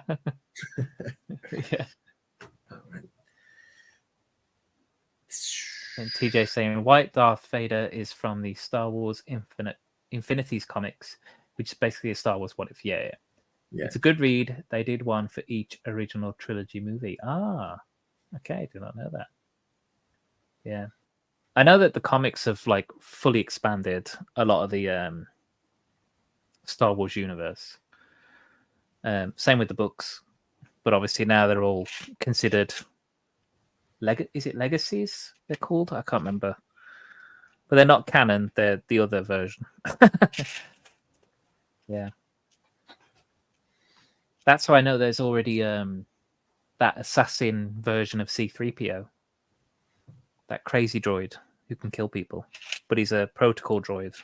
He's just been wired a bit wrong. But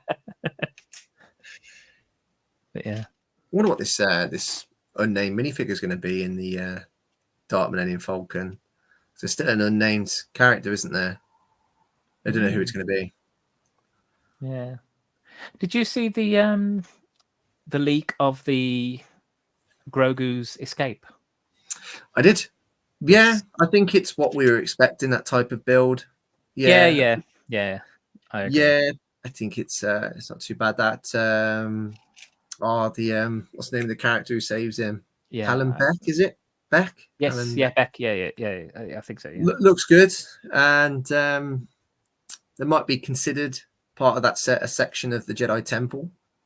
Probably not the Jedi Temple that Star Wars fans were hoping for, but Yeah, it does look good.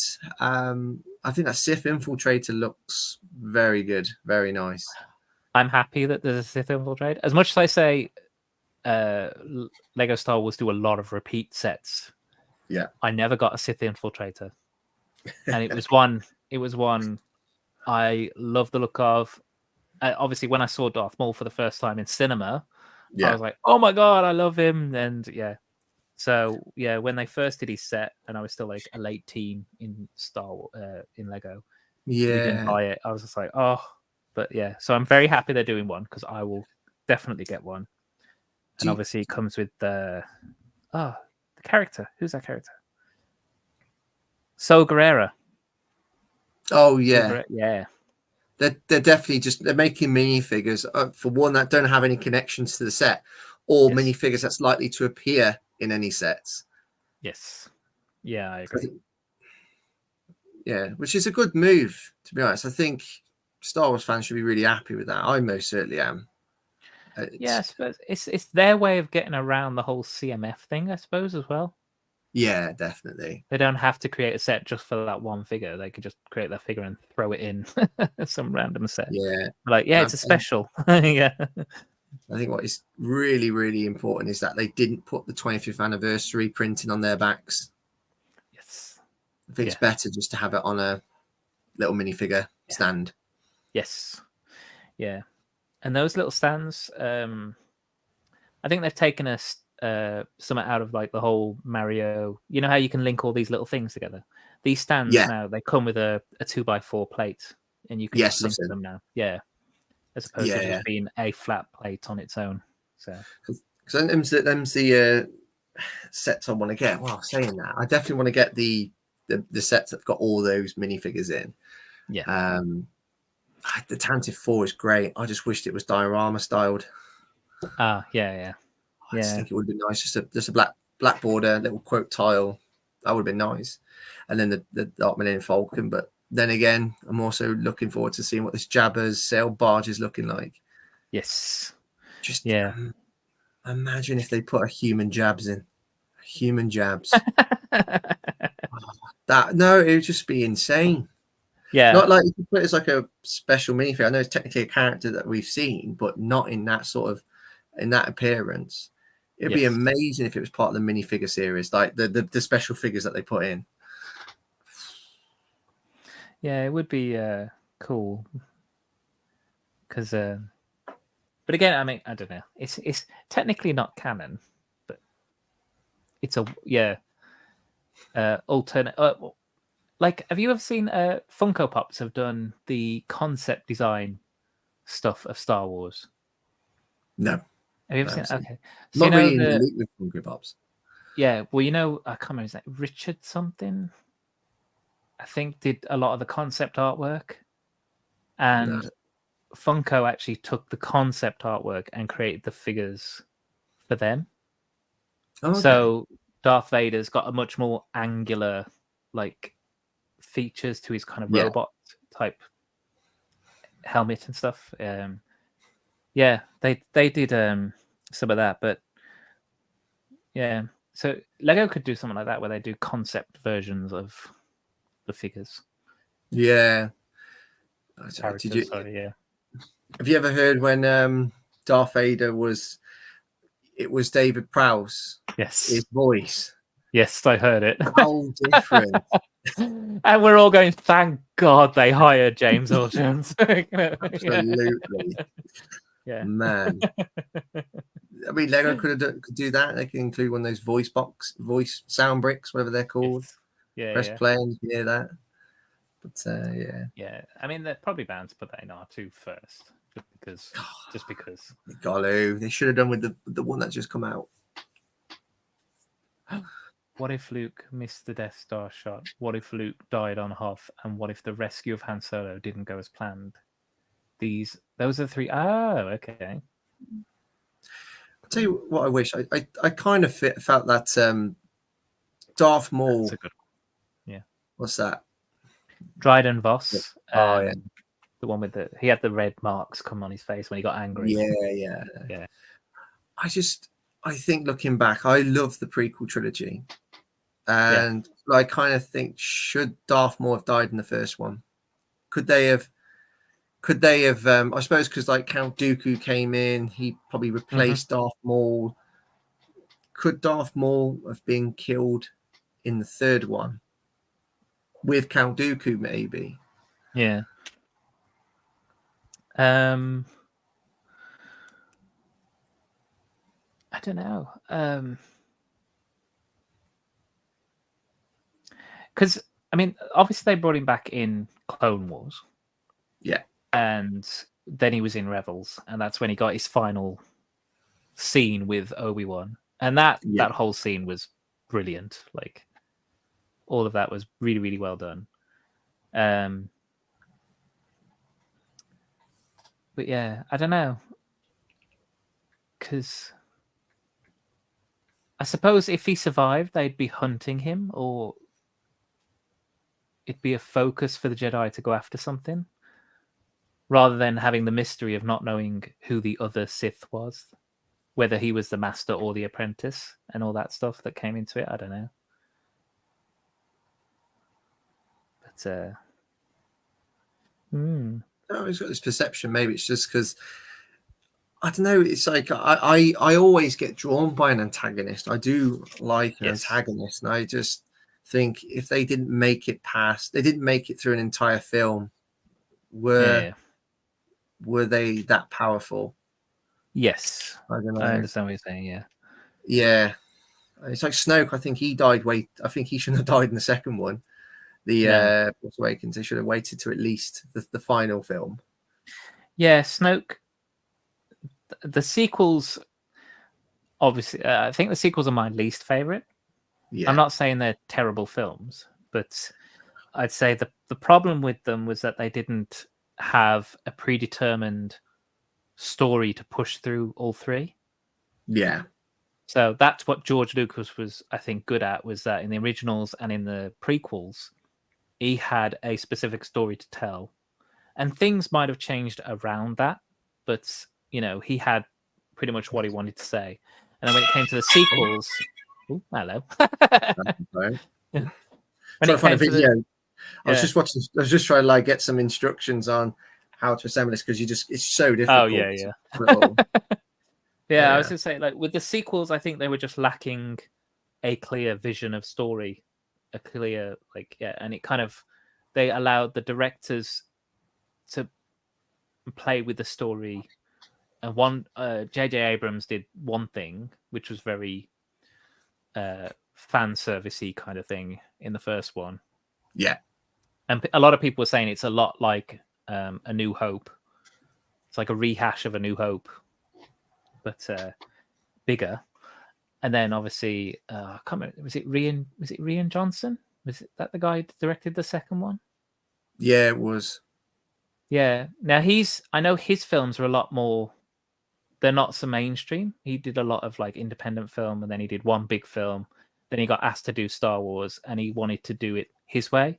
And I'm not saying his way is wrong, but he kind of everything J.J. Abrams had set up, he just kind of went, no, we're going to just crap on all that and do something completely out the way. And, you know, everyone had these theories about who Rey was, and the fans were getting all worked up. And he just went, yeah, Rey's no one, and we're going to do this. Because he literally said, like, he made Kylo tell Rey, you're no one, you're nothing, you're from nowhere, you're nobody special. And it was all, everyone was like, what? So, yeah. And then obviously in the third one, J.J. Abrams, again, he's trying to do repairs on that version of the film because of the fan backlash. And then, so it was just, it was a bit of a... I like the last one, Rise of Skywalker. I still like that one. I think he did a phenomenal job for the mess that was made in the Force Awakens. I just didn't like the way Palpatine went. Yes, I would have liked to have seen a bit more of a fight between Rey and Palpatine, and I would have loved to have seen Rey actually turn to the dark side. You know, I would have liked to have seen her take on Palpatine, win, take the throne, and then Kylo then has to face her. And I would have all the Force ghosts watching, not just their voices. I'd have them all watching. Yeah. And then Rey kills him in front of them, and that's it. Let's have the bad guys win after the trilogy. Yeah. Why not? Well, that would set up the next trilogy, I suppose. You know what I mean? Yeah. Well, we are getting a new film set after the sequel, aren't we? We're getting one that's going to have Daisy Ridley. Yes, that's true. Yeah, she's coming back. I'm looking forward to it. I've got no issues with Rey. No, I haven't, to be honest. I think it's just because Padme was great. Everyone liked Padme. But then you've obviously got the best, which is Princess Leia. You got Princess Leia and Padme. Rey, to her character to go above those two is very difficult. Yeah. I also find it funny how some people say about how they'll pick apart some of the bits about Rey, about how they were like, oh, well, she just took a book and now she's a Jedi Master. I'm like, well, that's also a little bit like how the films handled Luke. He went to Yoda. He spent like a month. I don't know. He spent a few months there, swanned off to help save his friends. And then next time he goes back to Dagobah, Yoda dies. And all of a sudden he's a Jedi Master. It's like, I mean, obviously there's a bit of time in between films and stuff, but yeah. And yet with Rey, they were picking it apart. And I'm like, you didn't pick Luke apart like that. So, you know, that's right. They can be a bit pick and choose about what they want to moan about. Plus, I mean, anyway, you're never going to please all them all. There's far too many Star Wars fans nowadays. I was going to say the fan base is massive. Yeah, 100%. So somebody's going to pick somebody apart. Some people love the sequels.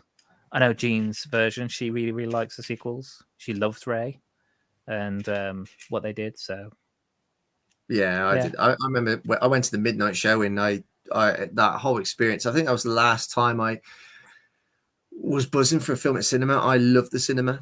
If I had a choice of going to the cinema or streaming at home, cinema all the way. I think I can't remember the last film I saw at the cinema. I think that was it, Resident Evil. That was it. Resident Oh, Evil. Resident. Oh my god.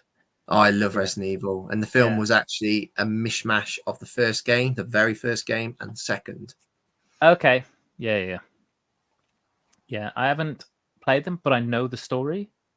I think I've done it again. I've done the thing where you watch the cinematics on YouTube and you just know the story. Oh yeah. So, Resident Evil's been going on for years. I mean, it's still going now, strong. I think the next time I go to cinema, well, unless a Star Wars film comes out, which we know it will, but I'm looking forward to the new Silent Hill film. I grew up on Silent Hill as well. Great games. I didn't play a lot of horror games, to be fair. I'm much more action adventure RPGs. Oh, I grew up on them as well. I mean, if I give you my top 5 games of all time, my number 1 would be Elder Scrolls 4 Oblivion. That is my favorite game ever. And I'm not going to choose like games from the same franchise. I'm not going to say Skyrim, but Oblivion. Final Fantasy X was my second. Halo 3, Resident Evil 2, Silent Hill 1. Okay. Yeah. But I grew up on Final Fantasy, Kingdom Hearts. Yes. Yeah. Those sort of games. Yeah. Amazing. GTA as well. Used to love playing that. Yeah. I played a lot of the GTA, the old GTA. Oh, they're the best. The original ones, the top-down version and stuff. Yeah.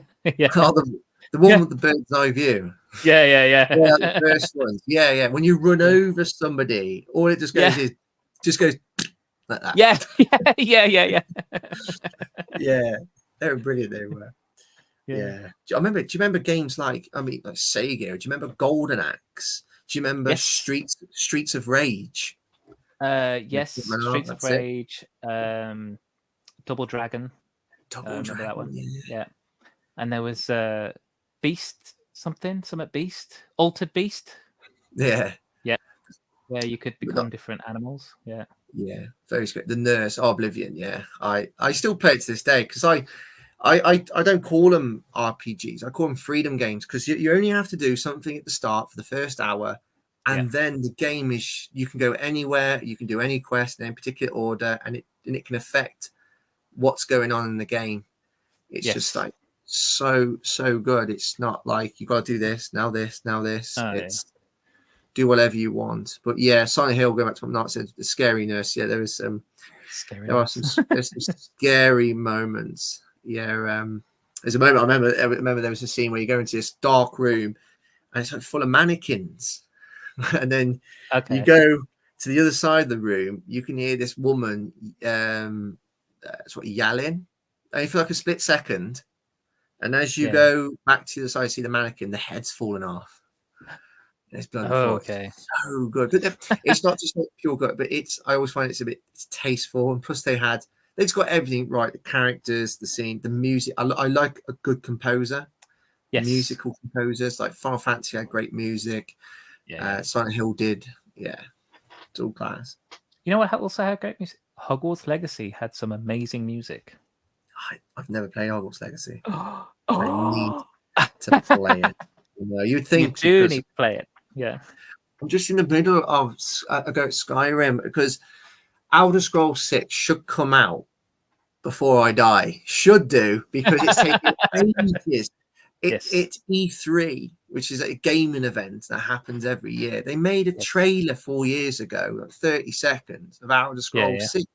So I'm just, and with Skyrim, they've brought out so many versions, so many editions. They re-released. Well, they basically expanded the game. And I've got a go on Skyrim that's actually 5 years old. Oh my god! So I like to play games slowly, take it all in, and I don't fast travel and things like that. You know, I've pretty got a similar approach to Lego. You know, it takes me 3 years to build a polybag. You know, whereas gaming, I'm a bit like that. And hopefully, like I complete Skyrim the way I want to complete it, and then Elder Scrolls 6 will come out. Okay. That's the dream. I did play Hogwarts. I took a week off work. I took a week off work. Pre-ordered the game. Got the deluxe one with the additional arena to fight in and stuff, the dark arts arena and all that stuff. And yeah, and I was well into it, and I was like getting part of the hype about the build up for it and everything, and everyone speculating over what spells are going to be in it and everything. And it was so much fun, the build up. And you know, I was following people on YouTube who were into it, and a couple of them got to go over and play the game early and stuff. And yeah, and I played through. I played as my house. I'm Ravenclaw, so I played through as my house. Played through it once, unlocked everything. I haven't 100%ed it, but I'm very, very close. And then I put it down and I got into other stuff, and then But I need to go back and play through the other houses, because each house there is one point where the mission alters depending on the house you're in. Right. So yeah. I'm just going to hope that they expand it, and then you can go to Ministry of Magic, Diagon Alley, and Privet Drive, and places like that. Yeah. Yeah. Is it right? Have they actually got kids in the game, or are all the students sort of like 15, 16? No. You got different age. Okay. I thought I read somewhere that there's no like kids in it, and I thought, that just lacks. No, really some of the NPCs you react with, some of them are younger. You start. Right, okay. You start in, because there's 7 years in there. You start in year 5. Yeah. So, which is an odd thing, but the game explains why you start in year 5. Okay. So you start in year 5, and one of the very clever things they do is to help you get up to speed with other students is part of the game mechanic. So when you're going around getting these collectibles and figuring out X, Y, and Z, it's to help you get up to speed with the other students at your level. Yeah. And that's how they explain it. So that's why you have this book which assists you in learning quicker. So yeah. That's good. So I like that they explain it in the game and tell you why you've got this book, essentially. To be honest, if everyone had this book, then they wouldn't need 7 years on Hogwarts. They'd only need 2. But yeah, it's a good game.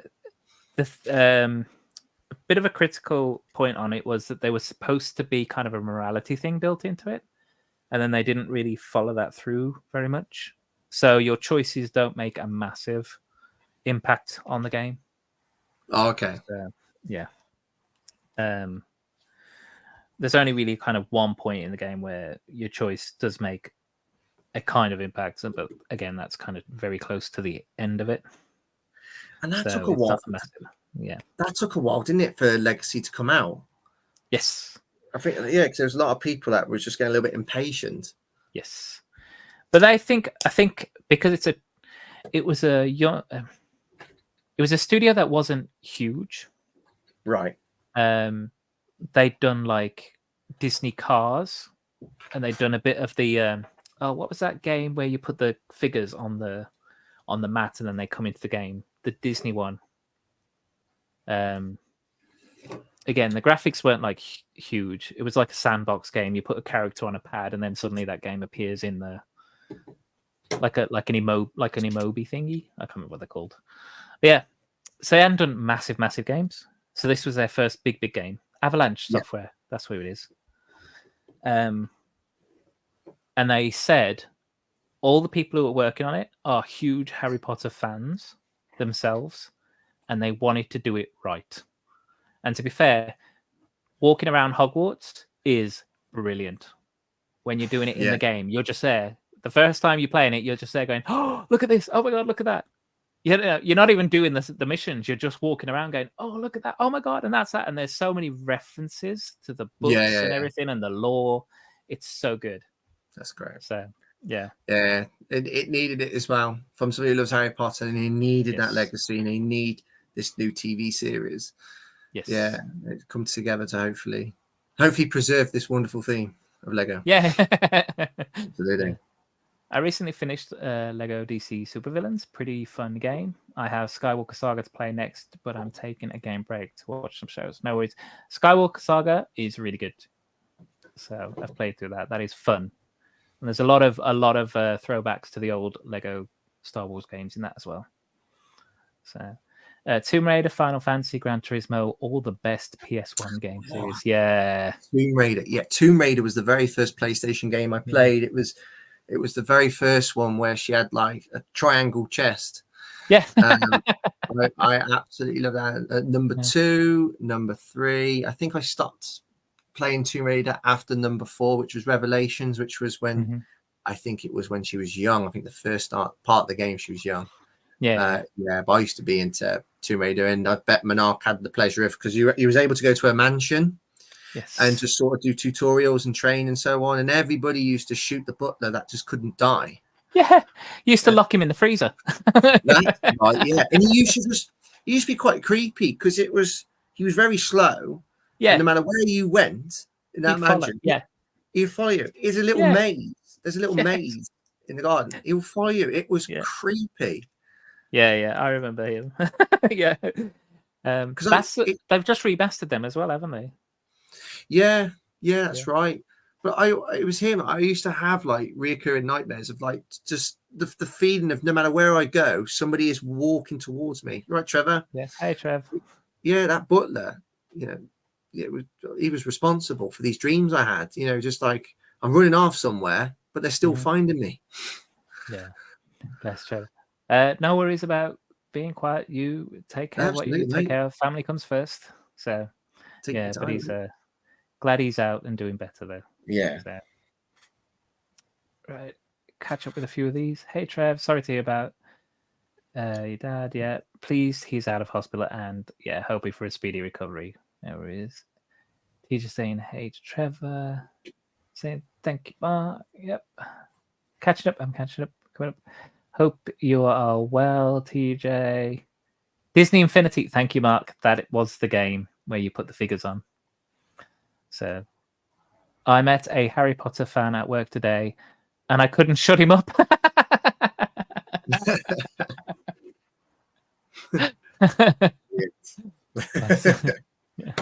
Why would you want to shut him up?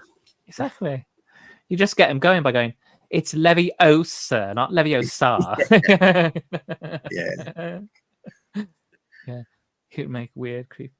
Oh yeah, and also moaning. Yeah, he's on about the butler. That's right. Yeah. He used to make fart noises. The butler. Nicole's saying hi to Trev. Bless. Yeah. Oh, I love those games. Yeah, a game series I got into, and again, it really does play into my love of myth, was God of War. I love God of War. It's so good. And it's just the fact that you're swinging these flame chain sword axing, and they're just slashing up things, and it's just so unapologetically brutal. I was like, yeah. Yeah, I love it. And I used to play Mortal Kombat as well. I used to play Mortal Kombat. I remember playing it on the PC. That's how far back I remember playing it. Like the first one. You couldn't get any more brutal deaths. Yeah. In that game. Jesus. Yeah. I saw. Yes, when they win, it's one of them wins their battle. They have their spectacular move where it's somebody's skeleton getting ripped out of their body, and that's brutal. That is. You don't get that in Silent Hill. No. Yeah, they get one guy takes his hat off, which is like a sword frisbee, and he throws it at the floor, and then he just grabs somebody by the arms and pulls them through it, so they get ripped right down the middle. It's like it's so good. Fatality. So yeah. Yeah. But yeah, I remember playing the original one on PC, and used to be like your WASD and your shift and control. You're like, attack yeah. I remember that guy from Tekken, when he used to do all the breakdancing. Yes. He was like one of the first. He was unbeatable, wasn't he? Because if you just keep repeatedly hitting the buttons. You just couldn't get near him. Yeah, there was it's just reminded me of something. I watched the Mortal Kombat film, the one that came out, latest one, Oh yeah. and they took the mick out of something. There's a point where there's two people fighting, and Liu Kang sweeps the leg of this guy. Yeah. He does it once and he falls over, and he's like, "All right, try that again." He does it a second time, he falls over. Third time, he goes to do it. The guy jumps, and then when he lands, he then sweeps the leg. And I was like, "Yes, that's how you used to do it." Yeah, like, that's it. like, fake him out. Yeah, so good. Yes, Trevor's saying, "Hey, Nicole, hope you are keeping well." And we got Mark over here. Tomb Raider 4 was a very busty game, if you catch my drift. Yeah. Is that when they introduced jiggle physics to that game? Yeah. I remember that. I love Street Fighter on the Nintendo SNES. Oh, the SNES. SNES. Donkey Kong on the Game Boy Color. Yeah. Game Boy was just Pokemon for me. Yeah. And remember the DS. There was a game called WarioWare that came out. That was amazing. But it was all about pretty much Pokemon for me. Oh, I was so obsessed. You know, it just used to be, well, you play on the PlayStation, take a break off the PlayStation to go and play on the Game Boy. You know, yeah. Oh, yeah. I just love Pokemon. Yellow, red, blue. There was ruby and emerald and silver and gold. Yes. Yeah. Amazing. You and Mark do have a lot, because he was on last week and he was on about his Pokemon obsession. Oh, it was insane. I remember once my sister used to manage Game Station in Birmingham. Oh yeah. Old Game Station. She was a manager for a couple of years, and oh my God, they had a lot of perks. They used to take the staff to Vegas and New York, and they were treated like royalty. And then they used to get games early, and if anybody traded any games, they can get them really cheaply. And I remember once she got me Pokemon Leaf Green, and just the cartridge, you know, not the box. Yeah. Just £2. And then when I got the game, it had every Pokemon on there. It was amazing. Then there is finding a burger outlet game on the Madlib one. Thank you. Cheers. Yeah. Well, you know, got to get your steps in. Yeah.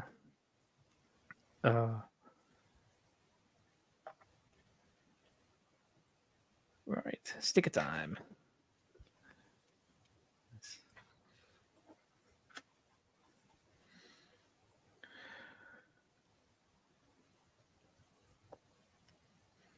Just a moment. Put this on and then we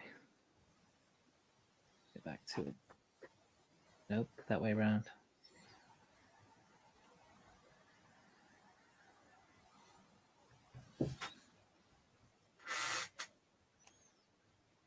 Oh no.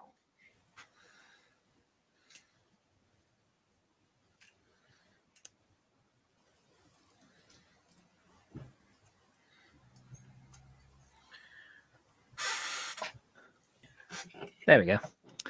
Cool. Right. Travis just said he's ordered the Viking village whilst it was on offer. Yay! Nice one. Good. It's a lovely set. Looking forward to it. Yeah. Yeah, did you see Trevor's getting into his Castle of Viking stuff? So after we very, very well persuaded him to buy the medieval market. So yeah. Might actually go through my retro game collection again. I used to go hard. Wow. There it is. It's how much you enjoy it, isn't it, Mark? Yeah. I think I might go through the Lego Batmans again, because their games are cool. I like the Lego games. The only Lego game I wasn't that bothered about was Indiana Jones. Didn't Oh, really yeah. bother with that one. I- Yeah, I've never really liked anything to do with Indiana Jones. Just couldn't get into it. just not your thing. No. Yeah. I didn't mind the last film. The film before that was terrible, but the last one was okay. Oh, Crystal Skull. Crystal Skull was terrible. Yeah. With Shia LaBeouf, wasn't it? Shia LaBeouf? Yeah. Shia LaBeouf? I can't remember his Shia name. LaBeouf. Yeah. Yeah, that one didn't do so good. But no, the latest one, that wasn't too bad. The Dial of Destiny, I think it's called. So yeah, Oh, that yeah. one was all right. Yeah.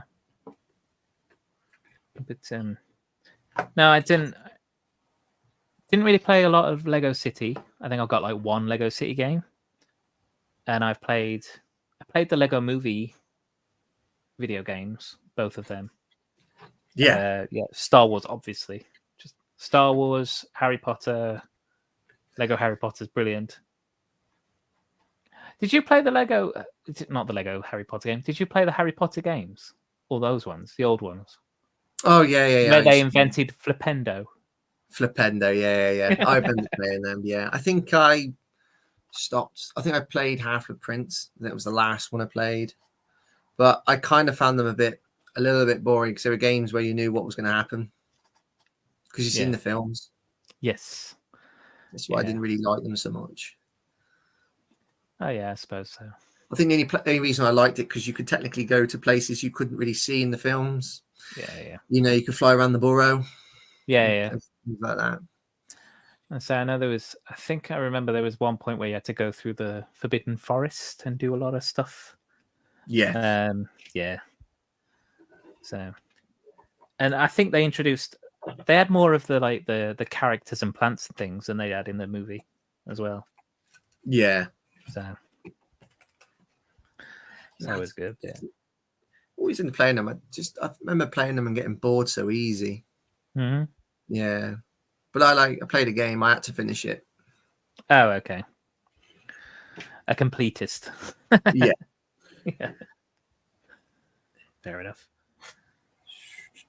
I've not been that way with a lot of games, to be honest. So many of my games are not 100%. They're just like play it for a bit, and I'm just like, if I like it, I'll carry on. If I don't, I'm just like, put it aside. Yeah. Forget about it. And it's so easy today as well, with everything being like digital. Yeah. You know, there's so many games released. Because I play on PlayStation, so every month there's like 2 or 3 PlayStation games that you get for free. Well, you know, part of PlayStation Plus. And honestly, the catalog I've got is just so big, full of these games that I don't play. Yeah. And I was like, yeah. So, Well, I tell you, a great games to play, which was in my top 10, and that's Knights of the Old Republic. I used to love them. yes. I used to absolutely love them. That's why I'm so buzzing that Darth Malak is made in minifig form because I remember him. Darth Raven. Yes, I want that figure, but I'm not paying that much for a figure. No, no, I don't blame you. No, definitely not. And I probably assume that the value of that minifig has gone right up since Malak is in Lego form because they were a duo, weren't they? Those two. Yes. Yeah. But I suppose the only person they could bring Darth Bane into it as well. Yeah, Darth Bane. Yeah. But I really like the second one, which had Darth Sion and Darth Nihilus and Darth Treya. Yes. Yeah. I always had that scene where they're in exile and then they team up on her. They were great games. They were. Yeah. Love them.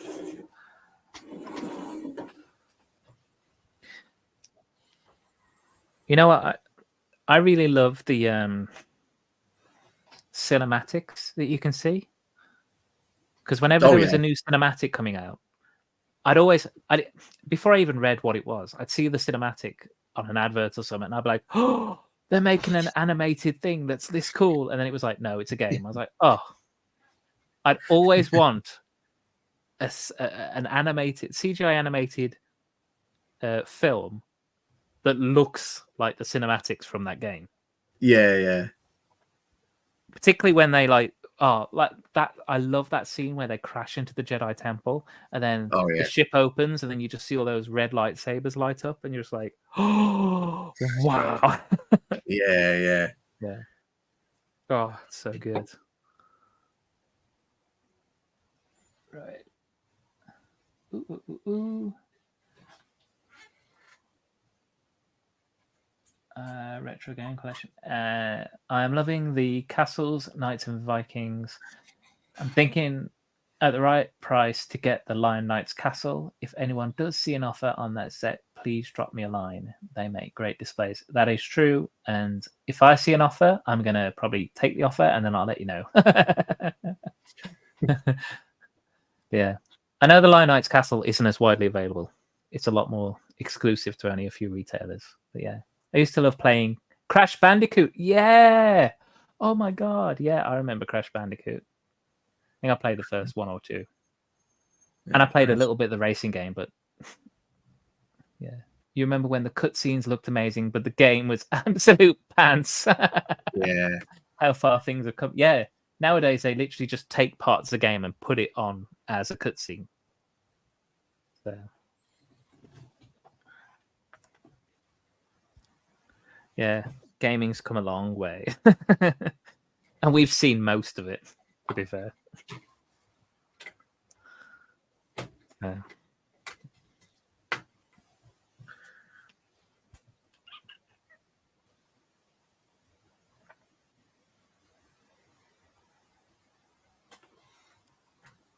From 8-bit Mario up to the most modern day version. I tell you what, I'm still struggling with this expansion. So which way is it, up or out? Which way are you mostly building? I'm going for the official way. Like if you look in the instruction manual, that's what I'm going for. Oh, okay. But it's just like really difficult, and I'm looking at how people have done theirs. But I think people might have just changed. Well, I watched some of the videos. I think some people have just actually designed their own way. Yes, yeah. But that's probably what's confusing me. But yeah, it's just too many things going on, and Lego doesn't really make it clear what goes where. Okay.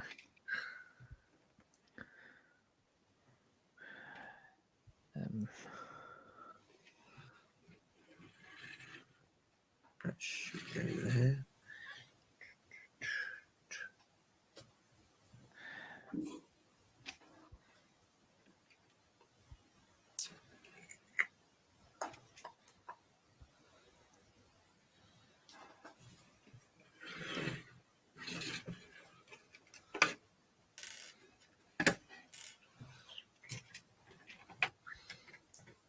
Getting there though. Well, it's all good practice when you start mocking, obviously. That is a whole ball game. When I look at these pictures of what people design, I think, how? Yeah. I mean, that new Hiroshima set. Yes. How? Brick Stage Pass's Way Manor. Yeah. It's just insane. It's really cool. I mean, what I liked watching it though is that you could see how he progressed when you saw him on Mockheads. Yeah. And they showed him, like, obviously he started off with something that was a lot smaller, and then his next iteration, and then the one after that, and the one after that, until it gets to the point where he's now got this huge thing with a manor on top and everything. Yeah, definitely. Yeah, so start small and work your way up. But yeah. Yes. That's the mistake I've made. How big are you thinking that the new Harry Potter castle is going to be? I'm expecting it to be huge. It's going to be massive. Yeah. I think I was talking to Fab about this yesterday and Nicole, and if you just like look at the boathouse size, I mean, it's a reasonable size, and the owlery, that might hint at just how big Great Hall's going to be, the dormitory's going to be. And yeah, I think it's going to be pretty big. Oh, cool. Yeah. Is there many leaks about exactly what's it? Because I know you just said the dormitory and stuff. Is there leaks about what's coming, not just this year, but a lot further down the line? Do you reckon? Or Not too much. The dormitory should be, dormitory should be there. From what we can see in that in the instruction manual, you can see that there's going to be dormitories. But who knows? I think they're showing a bit of what's coming out in June and next year, and then I think next year we'll have a slightly different picture of Hogwarts. They might show you what's coming out the year after. So nobody knows. We know the Great Hall's going to have the Great Hall. It's going to have Troll in the Dungeon, which is that troll they face in the first film. A Hufflepuff room, and I know there's going to, and these rooms can come out. Yeah. Oh, okay. Well, which is a bit like I think the Ninjago markets. I think some of the rooms can come out of that set as well. A bit like that. Oh, okay. Cool. Yeah. I know we're going to get potions, a set that's meant to expand, and but nobody really knows. I mean, I don't know, and but it's, if I take them what they say word for word, it's going to be apparently the most detailed Hogwarts they've ever made. Fair enough.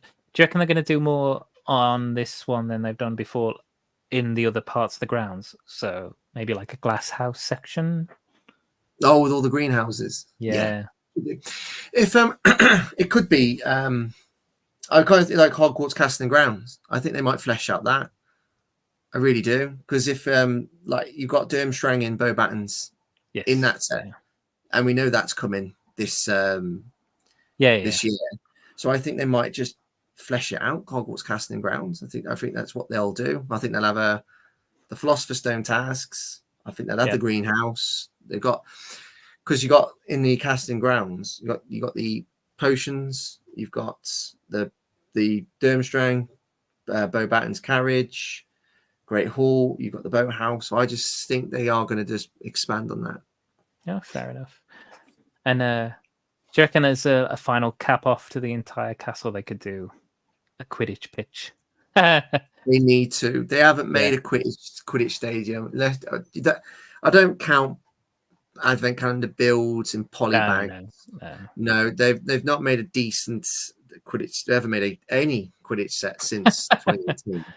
Yeah. And they really do need to change that up. I think they need to do a UCS version of it. Yes. Oh yeah, that'd be good. I think they could do, but minifig scale, would that be achievable? Be pretty big if they did that. But I don't know. They could do micro scale one, but I'm assuming they probably won't, because they'll probably know fans will want to be able to display figs with the stadium. So they need to. It's long overdue. They don't need to make another Hogwarts Express and things like that. They need to make a new Quidditch stadium. Yeah. Well, yeah, I suppose they could do. They wouldn't. They don't need to necessarily do an entire oval. No, they don't. They could do kind of a side-on view where there is like a cutaway. Maybe not like exactly halfway, because you still want the 3 hoops goals. Yeah. But yeah, maybe like say 2/3 from the back, and then have a cutaway at the front, so you can still see the pitch at the bottom. And definitely, something like that. Yeah, definitely, they could do that. So it's a bit like what they do with buildings, where they just have they cut like the back off or something. Yeah, they could do that. It's good for instead of having, so at least you got the goal post on either side. Yeah, so you got you got goal posts, you got different coloured stands, you got enough room for figs. At least 2 rows of figs on each stand or something. A few in the towers. Yeah.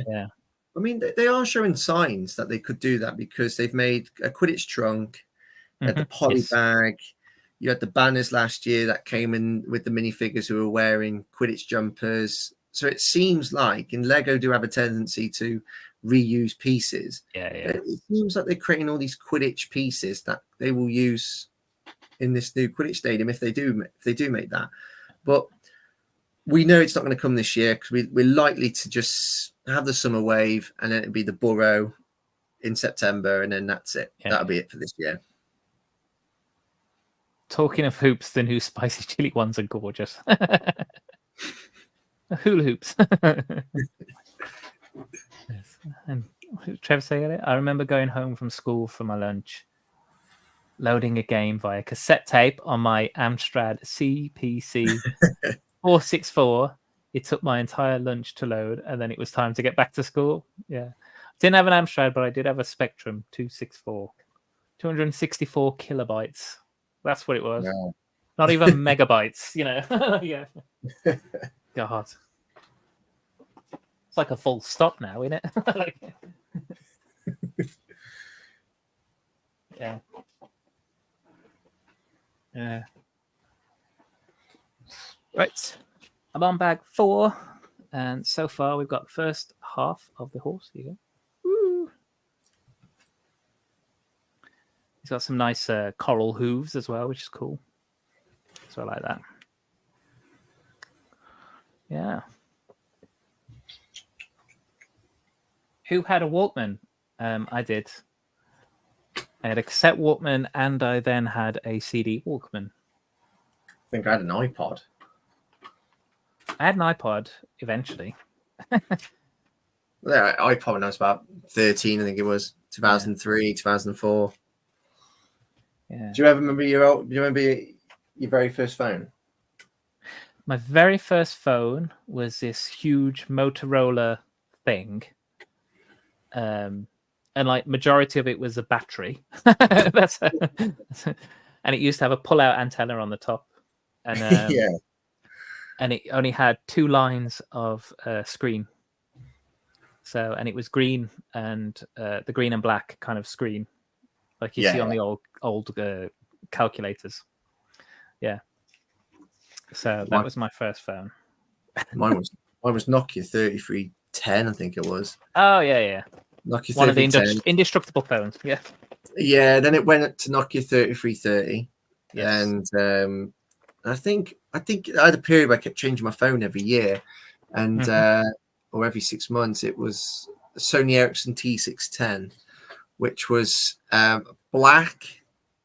Around the screen was black, and the keypad was silver. Yes. Okay. I had the Tomb Raider phone, which was a Sony Ericsson. I think and it had a little flip down. I think it was a little flip down front. Yeah. Or something to it. Yeah. Yeah, I think I remember that. Then the Nokia 3410 for my 16th, but oh yeah, 3410. And I had the Matrix phone. You know when he gets a phone call and he pushes the button and it slits out the bottom. Yeah. I had that phone at one point. Remember the BlackBerry? Yes, I do remember BlackBerry. Everyone loads of people wanted Blackberries, and I was like, I don't want a BlackBerry. Look at all the buttons you have to push. All those tiny little letters. On the pad, and I was like, I can't accurately type with them. I got so used to doing the typing on the old, 1 to 9. Yeah, pushing like 1 3 times, like yeah, that's so good at that. I think, to be fair, that's why now when I'm at my computer, if I've got a number pad when you got the number pad on the keyboard, I don't even need to look at them. I'm just like, I know the numbers. I'm just like flying through them, typing them into the computer. Yeah, just because of mobiles. Yeah, and typing in the different numbers to get the different tunes as well. Oh yeah, and you'd have to look at them up online.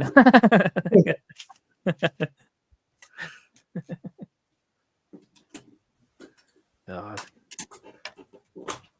Life seemed easier than. Yeah, it's before we had MP3s, MP3 files for music and stuff.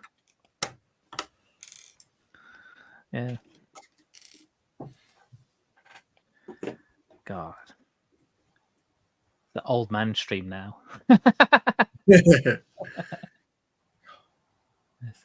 I used to love playing Snake on my Nokia. Yep. And the batteries lasted forever. Batteries lasted days. Yeah. Not like today. Today I need to carry a a spare charger around with me everywhere, just in case. Yeah. Sat on my lunch break watching YouTube, and then come off my lunch break, and I got like 12% battery. I'm like, oh god.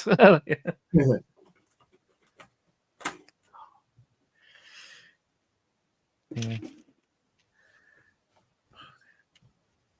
Oh, what's the because you might know this because you work in like schools with kids and stuff. What's the current like situation with mobile phones and the government and schools and everything that's going on? Are they trying to bring in some kind of law or something to stop them? Yeah, but the nature of the school I work in, which is an alternative provision school, they won't hand their phones in. Mm-hmm. No, they won't. They if they shouldn't use them, they won't. Yeah. And sometimes it's a case if they use their phone, as long as they're using it appropriately, it's Okay. fine. But most of the time they don't. If they don't hand it in, that's when they get a suspension. Oh, okay. Yeah, because a lot of them just won't. They won't hand their phone in. Some will, but Yeah. they won't. They would just refuse to come to school. Really? Wow. Yep. Mm-hmm. Wow. I mean, I was talking to a lady at work. She was saying about mobile phones. I was like, well, in my opinion, kids don't need mobile phones to go to school. Like, you No, know. of course not. No, they don't. And yeah, if they need a mobile phone, get one with a GPS, but literally has texting and phone calls, and that's it. Yeah, and that's all they need. If they need to have a phone, that's all they need. Because they don't need ones with screens and internet and YouTube and Netflix and all that stuff on it. Oh yeah, definitely. Yeah, I agree. So yeah. And I also put more onus on the parents as well of going like, well, don't get them a phone, basically. Yeah. You know. But yeah. I don't know. What's wrong here? I say we didn't have phones at school. Didn't do us any harm. No, there wasn't any policies. Wow, safeguarding's changed a lot since then. Yes. Yeah. I mean, it's a lot. I mean, when you mentioned about cross country, I mean, when I was at school, we had a canal system that went around our school, and in those days we were able to just run round the grounds of the school near canals with nobody supervising us. But Yes. now it's just the school won't get them to do cross country outside school grounds. They just do it around their field. That's it. Yeah. So they're still in the confines of their school. Yeah. MP3 stuff. Oh, okay. My Sony Ericsson Walkman phone had MP3 stored on it when I got it. Nice. That must have been awesome. Yeah. Most popular kid in school. My phone's got music on it. Yeah. It's tough. All the kids have smartphones, so you don't want your kid to be the one without. It's like when I was at school, we all had to have a brand of shoes. Yeah, I was bullied because I didn't get those brands of shoes. Yeah. I didn't have Adidas or Nike when I was a kid. I had bleeding off the market high tech or whatever it was called. I don't know, like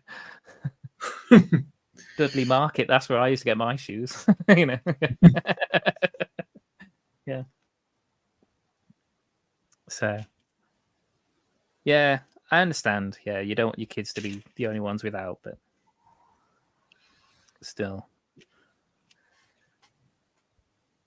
they're not. They don't need them at school. That's all I'm saying. No, they don't. Yeah.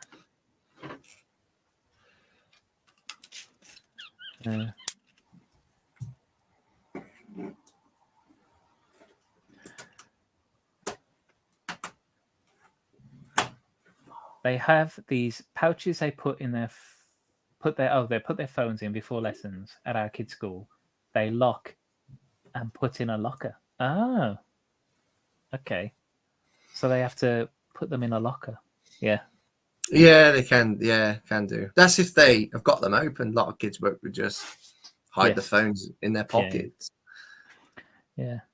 You're right, Cabbage Face. I'm trying so hard not to get Tom a phone, just yet, but it's hard when most of the class have them. But I'm holding out for now.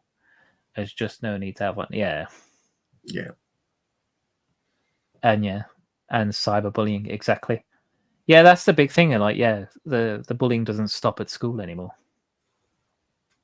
Oh, yonder pouches. Okay. Yonder pouches. Yeah.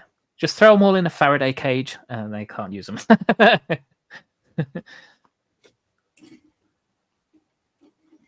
Yeah. Here we go. Because I did think about that. Can't they put like some kind of like signal jamming things at school? Or am I going like too sci-fi? You know, yeah.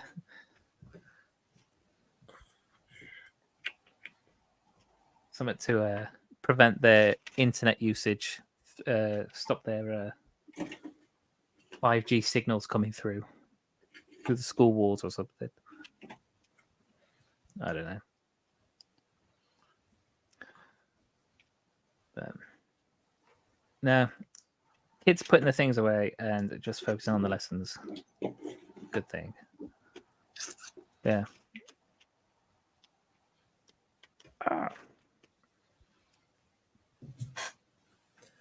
This is getting harder and harder. Oh, putting these, trying to find spots to get together. It's so difficult. It's not like probably the, in Ninjago expansions, you can just decide which building goes where. But blimey, it's just too much. It's just too much modulars, little sections. It is really difficult. Thing is, I've never done this because I've heard of people saying how difficult it is, and then because a lot of these sets they can stand well on their own and they're easier to display once they're all separated. But occasionally you want to see the big picture. You want to be able to just put them all together, but it's so difficult. So is this why you think they didn't really think it through to start with? Because of this right now is like a bit more difficult to put it. I think the way they designed each section, it gave them half a chance of getting something good at the end. Okay. But it's just really difficult, and it's not just like it's all the roof pieces as well, because the roof pieces comes off. And you got to change them up as well. I mean, if you laid it all out, took all the roof pieces off and everything, you've got about 40 different sections. Yeah. Mad. I feel I got a better chance of doing a 1,000-piece puzzle of a clear blue sky blindfolded than doing this. It's mad. I'm going grayer as the stream moves on. Going great, yeah. Then don't bother with a new HD camera because it picks up the greys. I can tell you. Yeah, it's just mad. Yeah, but you'll be happy once you get through the challenge. You'll be happy once it's done. Absolutely, yeah. But people weren't lying when they were saying it took them 4 hours to do it. Wow. Yeah. I know, 4 hours. I think I could build Gringotts quicker than putting this together. Yeah.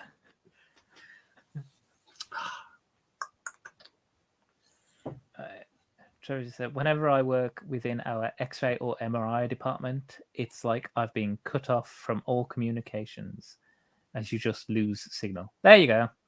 Just get a huge MRI thing, magnetic wave machine, and it'll just cut off all signals for schools.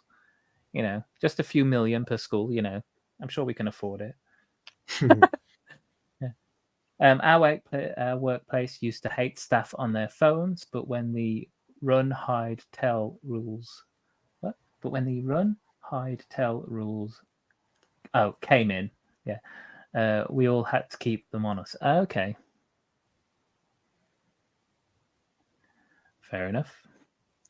Yeah, our workplace is all right with phones, to be fair, as long as you're not taking the mickey. But as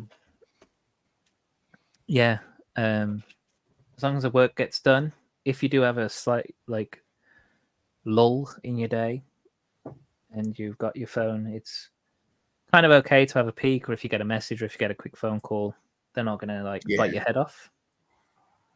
So but there was a point a few years back where they were before COVID where they were saying if they see people with phones in their hands, you're going to get a warning, because a couple of people, literally just like 2 or 3 people out the entire place, were really taking the mickey. Yeah. So yeah, and of course then that ruins it for everyone else who's just getting on with their day. So yeah, then COVID happened, then they cut the fat. And then yeah, and now we're back to kind of like just don't just be seen standing there gawping at your phone all day. You'll be fine. You know.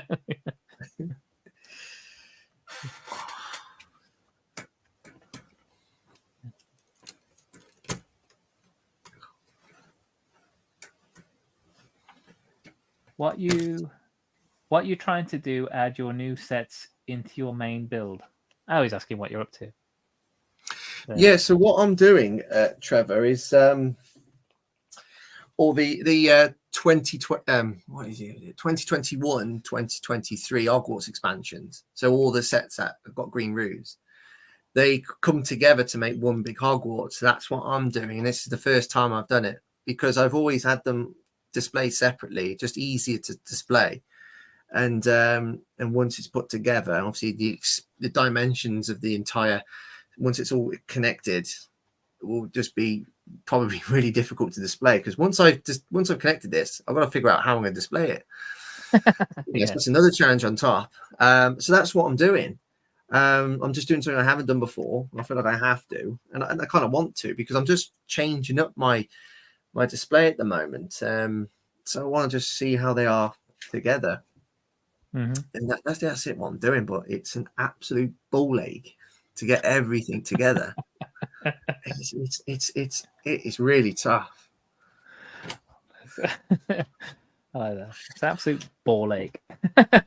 I'm getting there. It just takes a while. And then there's 3 parts to this. So you got part 1, which is putting them all together how Lego asks you what sets go where, and then it's the extra 4 sets as well, and then it's displaying the thing.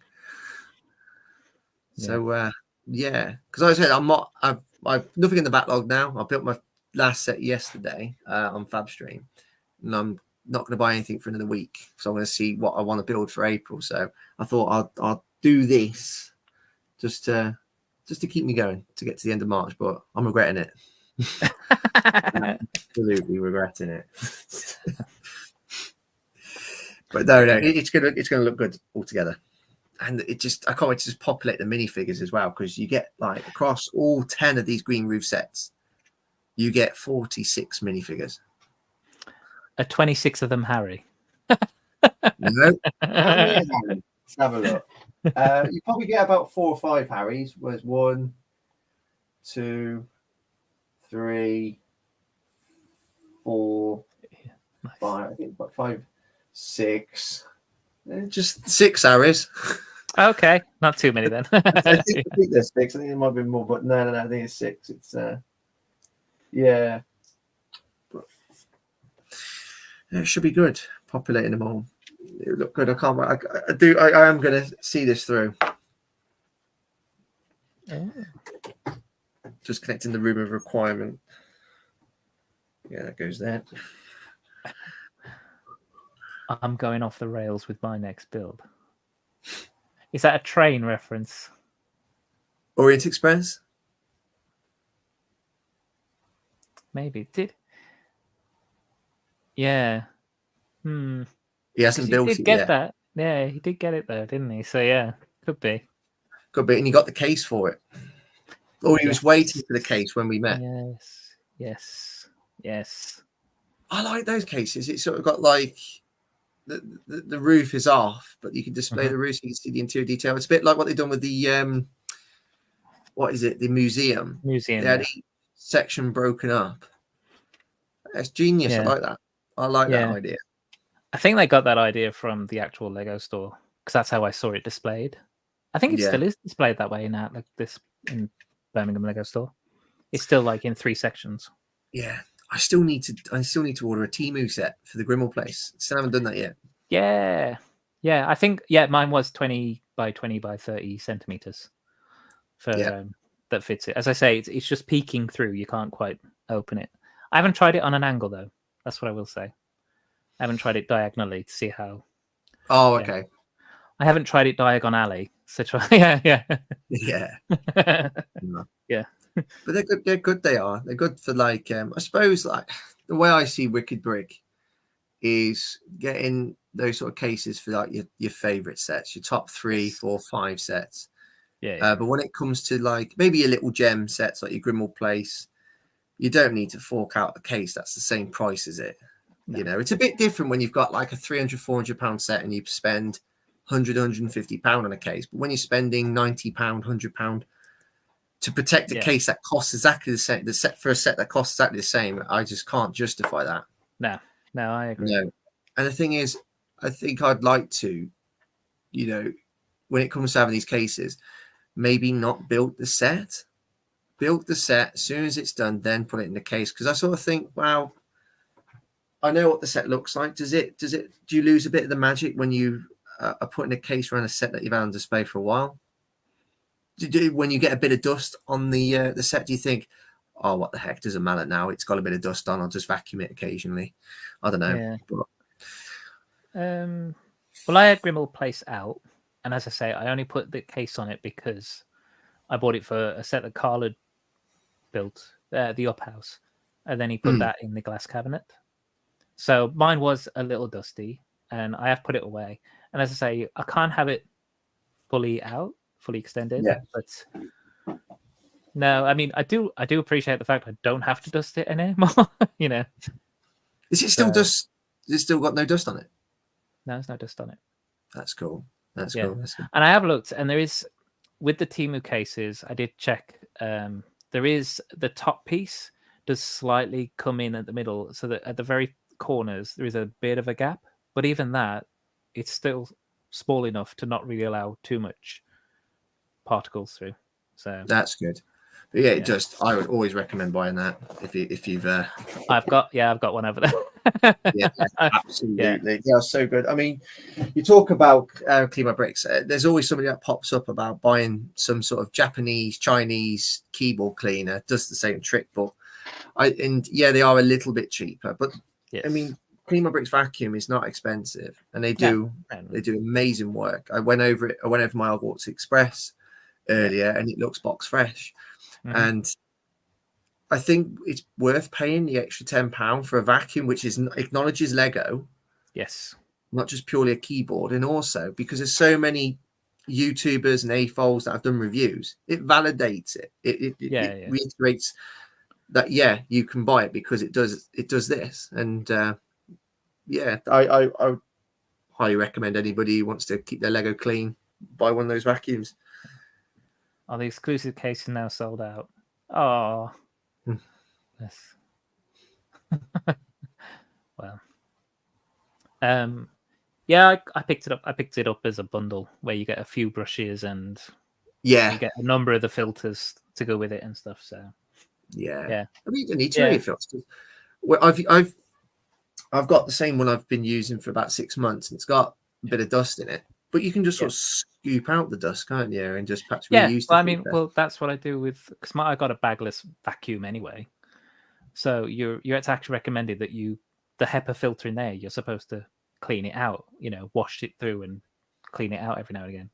Otherwise, you will lose suction because the very small dust fills up all that HEPA filter, and then you get a loss of suction through it.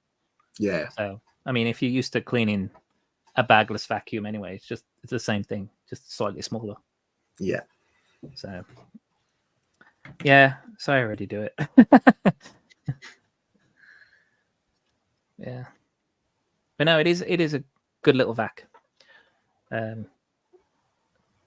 is a set in the bedroom. The Daily Bugle does need a proper good dusting though, because that's caked in a bit. I do need to properly go at it, and I probably will have to take sections of that apart and give it a. But that's not too bad though for that sort of set, because it's an enclosed building.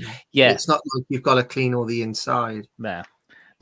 So all the inside's going to be fine, but to get around all the exterior bits and everything.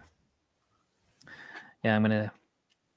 I say it does come apart. Kind of, it's fairly easy to take it up into sections anyway. So, oh, plastic polish. Didn't know about this. I'll build and polish the bricks with plastic polish, and then place the set straight into a display case. Nice. Yeah. I have just polished my Lego just as it is. Never really thought about taking it apart and then polishing it in sections and then putting it back together. But might do. Yeah. All the things we do for our Lego hobby. But yeah. Now the cases are good. Wicked brick cases are good. They are good. I can't knock them. But as you say, maybe just for those premium sets that you want to keep. Tell you what, it was because they were buying the other day. It's these clear stands that you can then perch your Diagon Alley on, so you can keep Gringotts and the buildings all together and still not need to take it off the underground. Okay. I was looking at that the other day, but that will mean that I won't be able to buy a case for my Gringotts or Diagon Alley, which I want to at some point. But I like that idea because some people, what they've done is they've just put the buildings together and then they, underneath like a shelf, they put the underground. Yes. Yeah. Just try and keep it all together. But I can't remember what they're called now. They got some really good display cases on offer as well at the moment. But yeah, just some clear stands. Okay. Yeah. Just keep it all together. Well, if you had, I don't know how much space you have on your shelf, or if your shelves are adjustable, could you put them on the stands in the shelf and then put like a cover on the shelf itself, like a almost put on like glass doors kind of thing, or something like that. I don't know. Yeah, I've just got like bookcases. Yeah. I mean, and the thing is, Gringotts, the way you connect Diagon Alley, it becomes like a V shape. Yes. So it'd be hanging off the bookcase. I don't think I can do that. But that's why I'm changing a few things up. That's why I think just having bookcases, I think sometimes can restrict you. I think it's good to have a few tables and so on, which I'm just changing things up. I'm actually going to try and change things a bit dramatically. I might even change the color of my bookcases. But I like oak. But I know a number of people use white. I was asking the group this a few weeks ago, and I said that I didn't want my Lego room to look like Pandora. It's all like white shelves, but was it Trev's on about Wicked Brick there, 25% off. That's true. Wicked Brick also do stands as well as cases. I know that. Yeah, that's right. Yeah. Yeah, was it you was asking about Kallax and Billy? Yeah. The thing about Kallax is they look great, but there's no flexibility because you've got to the set has to be bang on. It actually needs to fit inside the cube. Yeah. And if you've got a set that's a little bit too wide or a little bit too tall, you can't change it. No. You can't adjust the shelving. Whereas if it was a bookcase, you could. And I think I took the advice off Brixie.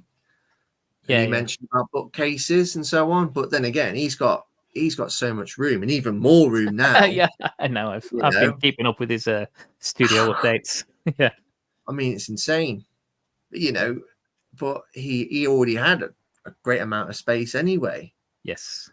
And he still had so many walls. He definitely had a wall in the section where I think it was where he's got at the back of his city, he's got all this rock work, and he had one of the Bricklink designer program sets. Is it the telescope or something? I can't remember. Yeah. I know. The mountain observatory or something it's called. Yeah, he's got like a lot of vertical wall space there that he still hasn't even used, and he's doubled up on Daily Bugle. He's doubled up on loads of other sets as well. So, but yeah, I ain't got a house. I don't live in America where their houses are huge. That's true. But he also, I know he used some tables, but he also built a lot of his own tables, didn't he? So yes, yeah, he did. Yeah, And I've seen that with a few people. They actually prefer to build their own because obviously then you can determine the size. You can make it match base plates exactly if you're going to mills plate and stuff. And then yeah, you can put like the little peep through holes that people pop in and out of wherever you want them. Think how many bricks has gone into his city. Yeah. Yeah. You're looking at a millions. couple of million, are you? Yeah. Oh. Trevor Pop saying, I love those loft bookshelves from Argus. Yeah.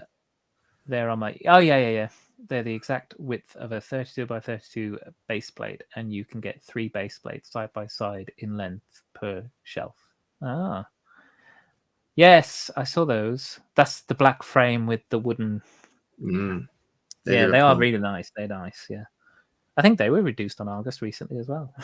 So, I was like, oh, do I need more shelves? I was like, no. Yeah.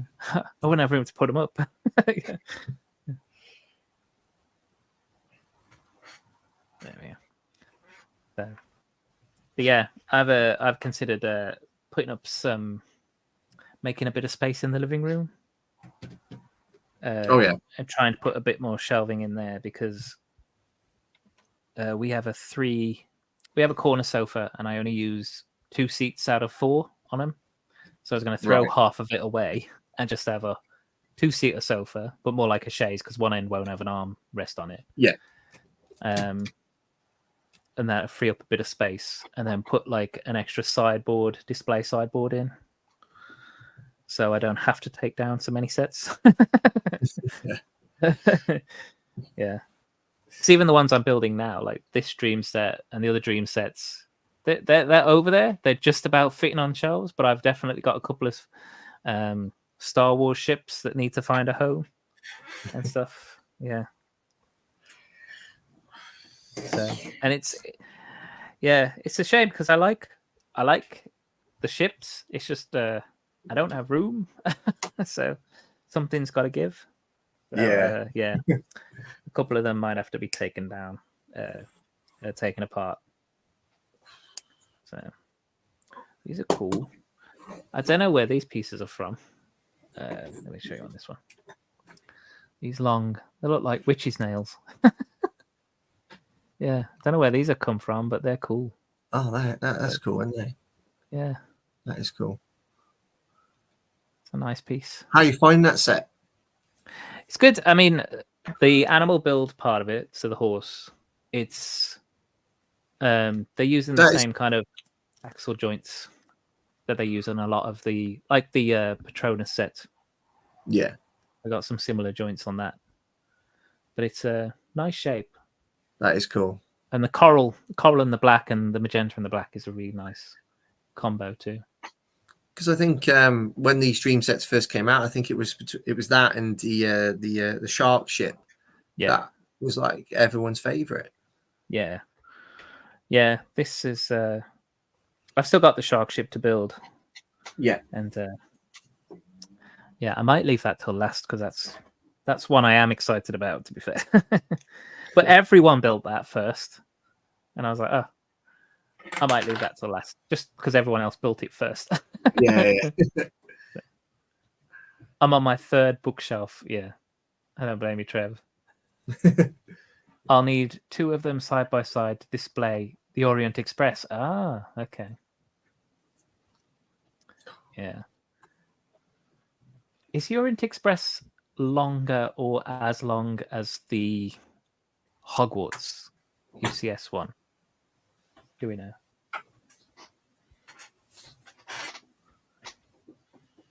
Because I have no idea.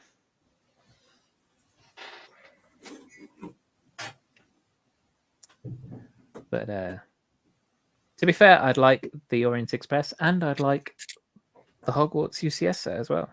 Hogwarts Express set. But again, I'd buy them, I'd have them in a box, and they'd sit there for a good amount of time until I create space for them. Just like the Titanic, sitting in that room. Been in there for 16 months. It's been in that room, just sitting in a box. You're thinking about getting Hogwarts Express? Yeah, I'd like to. Yeah, definitely. I couldn't recommend it enough. Yeah, I didn't get that day one or anything. I waited for, because I was very certain it's not worth the original retail price. Yeah. So, and I knew from somebody who worked at Smith's, told me it was going to be coming out at Smith's in the new year, which it did, and eventually was on offer. I think I got it for £65 off. Oh, okay. Yeah, because you look at it, it's an amazing set, but Yes. you feel like it shouldn't be breaking the £400 threshold. Oh, okay. Yeah, Fair enough. it's just it's at Smith's. It's a Smith's exclusive, so it means it can go on offer, but not often. Yeah. It's like the Hogwarts icon set, the giant Hedwig. Yeah. I haven't seen that on offer since it's been at Smith's. Okay. So that's another set I'd like to pick up as well. Oh yeah, because I do like my Harry Potter sets. So yeah, it's great. It's got everything the train, and when you can just light up each room, yeah, it's amazing. Cool. You get so many figs as well, so many. Yes, yeah. Oh, do these come down? Are these his ribs? Oh, cool. I was just like, what? Okay, yeah. So this little where am I? Here I am. So this little bat wing seat that we made had these white things, these like white tail pieces. And I just realized that when you put it on, you fold them down, and that makes his rib cage. Oh, that's cool. Cool. That's nice. That is cool. He's cool. I think Dreamzz, the actual sets are doing well. I just don't think the show is all that great, is it? It's not that popular. No. I have tried to watch it, and I'm still on season 1. And it doesn't grip me. But then again, I said the same about Ninjago. I'm trying to watch it, and I'm not gripped by it. And it might just be because I'm just not its target audience. But yeah. It just hasn't gripped me like some other shows have. Cool. I'll fold you down. Yeah. But we do have a third wave coming. So that's true. And a £200 set, $200. Yes. Yeah. I can't remember what it said it was, but I don't think it was revealed, the set, was it? Or am I wrong? I don't know. Wasn't there I'm sure I saw a list with the names of them somewhere. Maybe it was listed. I don't know. Yeah. But there was quite a few sets, because there was only 5 in this last wave, and there was like I want to say 7 in the first one, maybe. Or the first wave was released in 2 parts. I can't remember.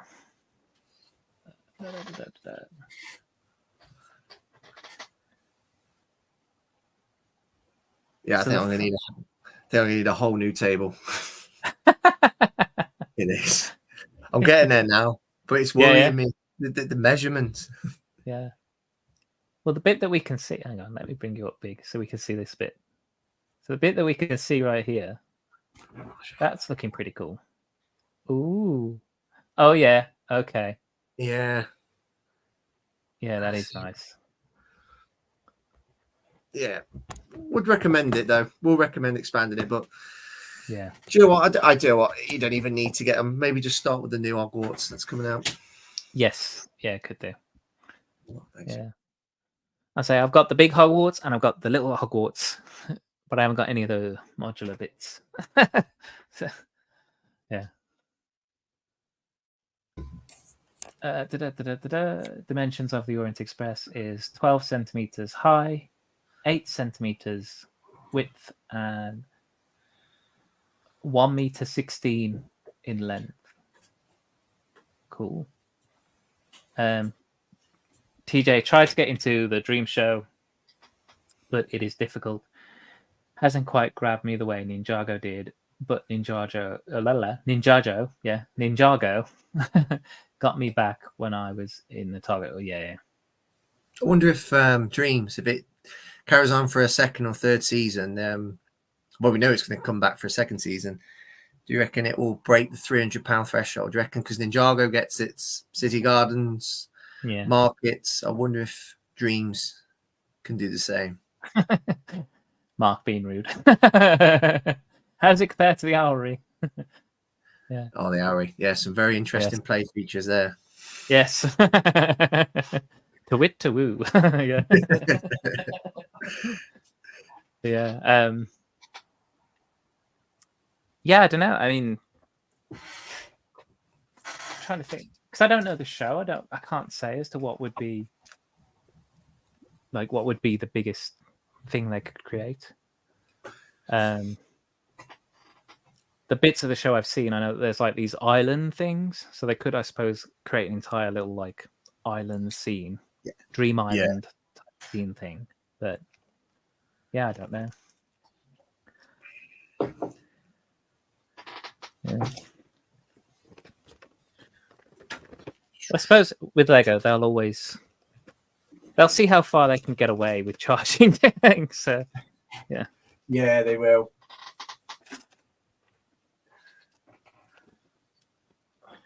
So, yeah.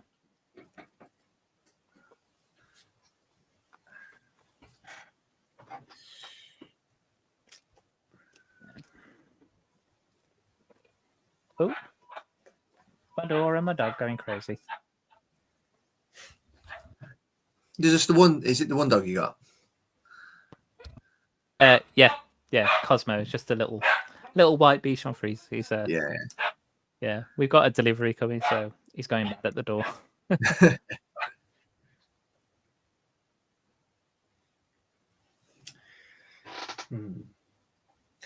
What's quite strange is what Lego have done. This is one thing that they cut corners. So I've had to make a little tweak.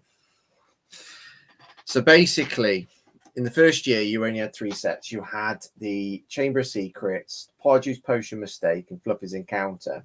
Now you'd put Pardews Potion Mistake above Chamber of Secrets set, so you could open the toy like the sinks, and then you can drop the minifigures down to the chute that takes them to Chamber of Secrets.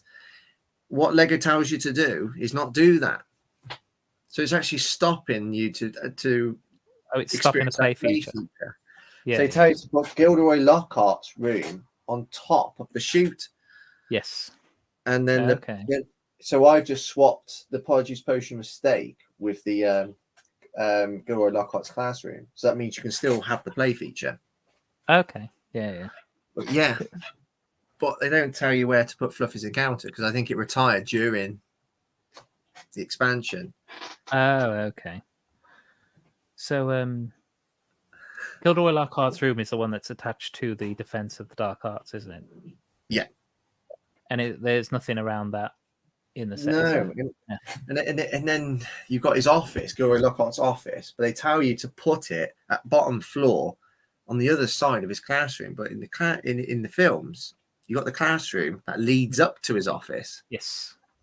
So that's why I feel like they've cut corners a little bit, or they haven't really thought it through.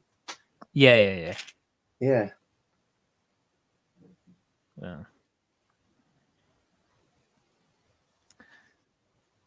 And if I remember correctly, I think I've seen like a video where somebody's done what you were doing, and they actually mocked some little segments to fill in. Yeah, they have. Yeah. I've even seen people buy like Pardews Potion Mistake, which is like this sort of size. Yeah. Multiples ones, so you can just keep creating new rooms, like new classrooms and dorms and so on. Yeah, because they don't have a Ravenclaw dorm, is that right? No, they've got a small Raven. Well, technically, you're doing the Astronomy Tower, which was part of the first expansion, but it's just a little room. Okay. Yeah. Fair enough. Yeah, because I can say I think I remember somebody, again, like you said, they've bought multiples of sets and they've just created their own. That's right. Club. Yeah.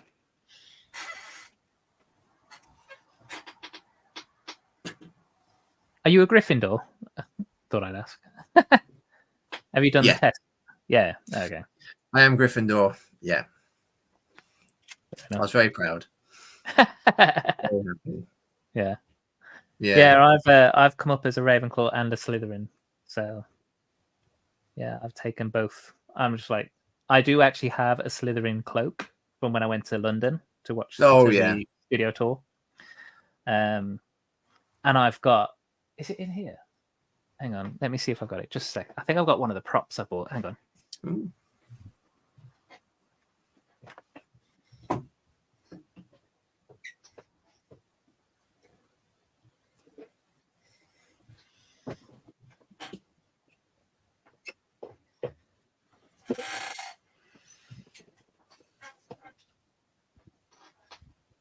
Ha ha ha. Here we go. Here's one of the props I bought. Lucius Malfoy's wand. Yeah. Well, it's Cane and his wand. cane that opens into a wand. Yes. That is cool. Yeah. I was like, ooh. That is nice. Yeah. And these are sharp, by the way. So Are when they? I heard the story of when he got when he hits his son's hand to say, "Oh, don't do that." They actually caught Tom Felton's hand and actually like hurt him when he did it. Yeah, you do hear that story. It's like in Home Alone where they get when they manage to get the kid at the end and he puts him up on the door. Yes, he actually bites his finger. Oh, Actually teeth marks. So yeah, there's cases where actors have accidentally harmed children. Yeah, but yeah, I got That's this cool. and scarf and some other bits. But Yeah, and I've got a few displays of wands in the living room as well. So, cool. Yeah, I've got the what do they called it? The Dumbledore's Army wall display, which has got 6 wands. Yeah. I've got the second of the Beasts films set, which is it's got the Deathly Hallows back to it, and then it's got 5 ones on that. Oh, okay. And I've got the Marauders map one with the 4 ones for the 4 Marauders. So yeah, That's cool. And then I've got the Elder Wand, and I've got who's his name? I've got Voldemort's white bone wand as well. So yeah, so I do like my Harry Potter. Yeah, theirs came from the same Phoenix. Yes, yeah. I think so, yeah. Put this away.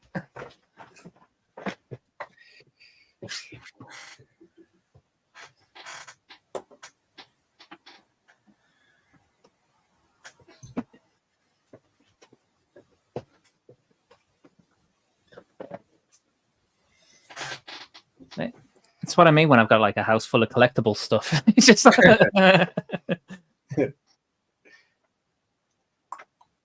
yeah, cool. I'll change that. So, which way shall I build, Chris? Which one do you want? Blue or green?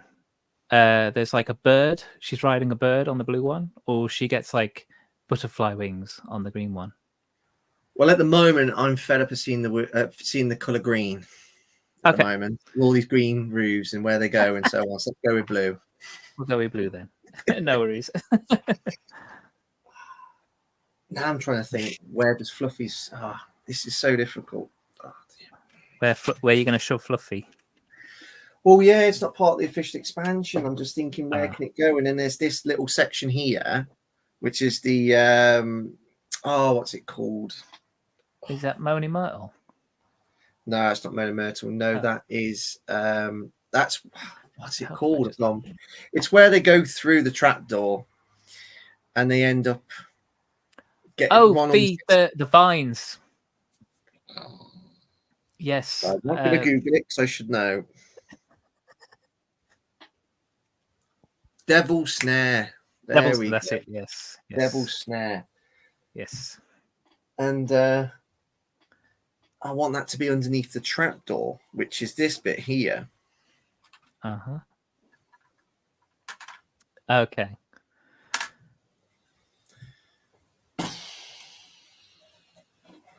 And if This you is do odd, that, then. is it going to create a little gap somewhere?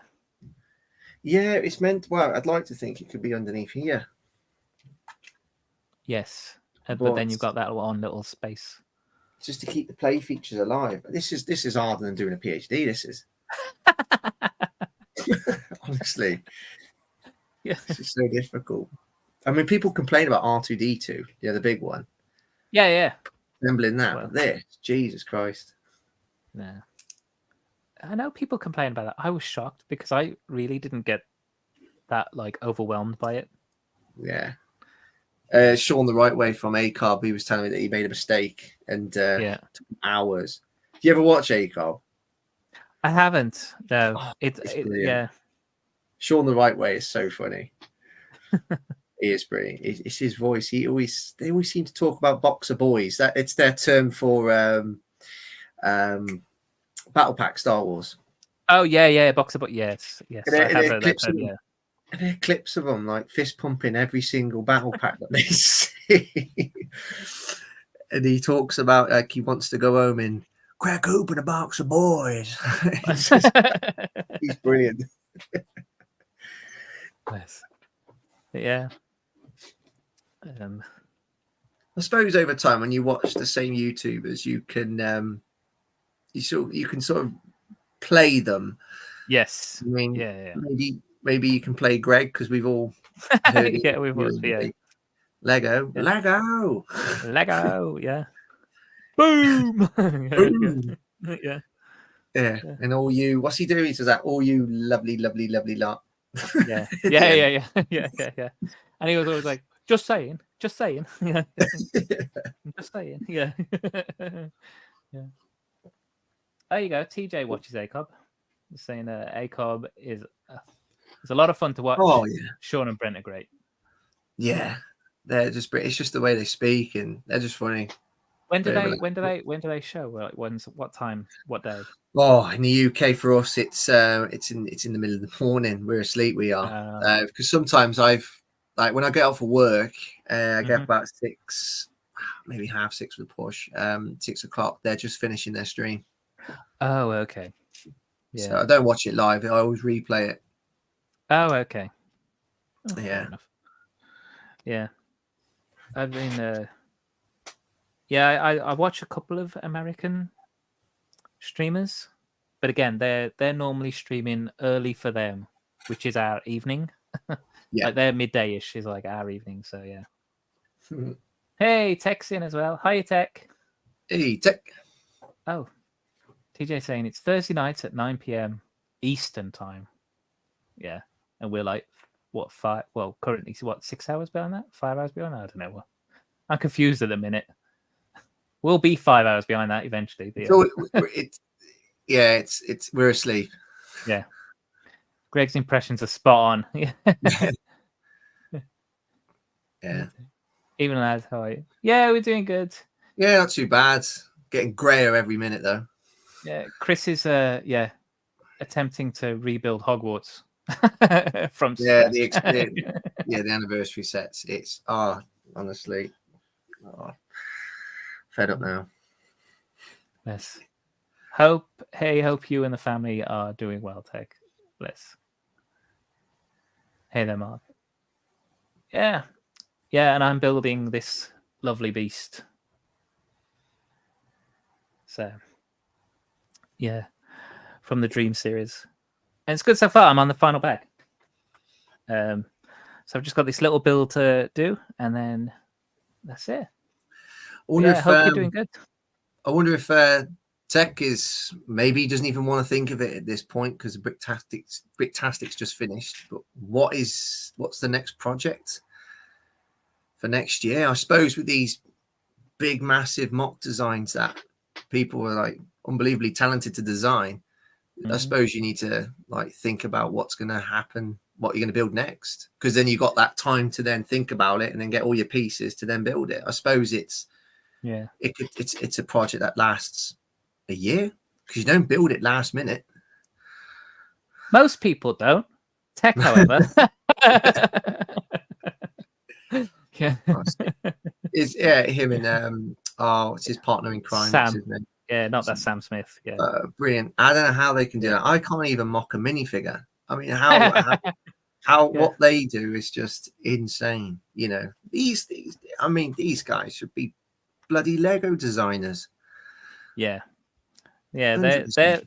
their mock was really cool to see. And the fact that it had moving parts was just really cool as well. Oh yeah. Like, I know their sets will probably cost around about 10k, but yeah, exactly. Yeah. but I'm pretty sure with, I don't know, a certain budget, certain piece count, they've got to work. They can't cross over. They'll find something to produce. Yeah, I think Tech's already got a few mocks in work in progress, I believe. So Nice. So yeah. How you doing, Trev? And we got doing okay, thank you. So Pegasus. That's how I'm going to say that word. And I'm not going to mispronounce it either, because that would be rude. Yeah. Tech will be adding more to the current market. It looked superb at Bricktastic. It will be absolutely amazing next year. Yes, that's true. Yeah, it will be cool. Well, I think we want to have the pod race actually properly, fully 100% done for next Bricktastic. I have a couple of smaller projects I'd like to work on, and I'm between two ideas for my next big thing. Oh, cool. That's cool. Yeah. Thomas does Chris. What? Thomas does Chris. Did you know about that? Doesn't sound right, does he? I don't think I've ever met Tech. And evening, I can't work out what he's baiting. Tech or just doesn't know how. Oh, the Brickbards. Hey. Hi, guys. Tech's a last minute wonder then. Yeah. Well, if he can build sets like that with like really like weeks to go, what can he do if he started a project a year before the deadline? Yeah, if he planned it, yeah. Yeah. Yeah. But yeah, it would be really, really cool. Yeah. I mean, like I say, what they pulled off was great. It was really cool. And it was big. Like when you see it in person, you know, because when they say like so many base plates, you can't visualize it. But when you see it and you're actually there and you see that they've just got this ring of tables, multiple tables all in one massive ring, and then it's on there, it was cool. So yeah, kudos to Tech and Sam for getting it to Bricktastic. Yeah. Right, where am I? It's always last minute. TJ saying, hey, it's the Brickbards. A 1 minute wonder too. Oh, poor Paige.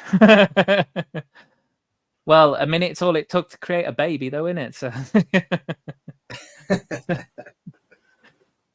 better than yeah. Her great minds think alike. Yeah, nice. Yeah. Leave building to the last minute. I meant you rude, naughty people. Oh yeah, we're the rude, naughty ones, Mark. Yeah. I gotta go. Need to get dinner started. No worries, TJ. Thanks for coming in again. Thanks for joining us, mate. Yeah. See you soon. I think TJ's streaming later as well. So. Yeah, I said last night he streams with Amberlaya, and they're good.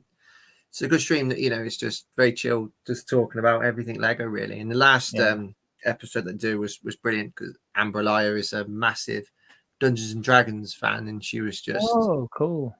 So she was probably going in on the D&D stuff, like yeah, absolutely. And she's brilliant. Amberlaya was the one person that prompted me to stream, because I've been wanting to stream for a while, and she was me to do it. Oh, nice.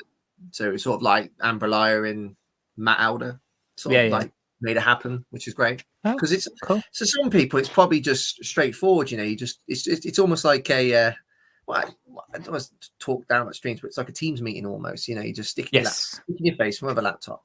But some Yeah, people yeah. it's not. It is it's a bit more than that. Yeah, You know, and I was quite well, I was going to say petrified, but I was a little bit nervy. yeah. Well, that's But it. You have that nervous energy, that yeah, yeah, like kind of a yeah. nervous anxiety, kind of. Yeah.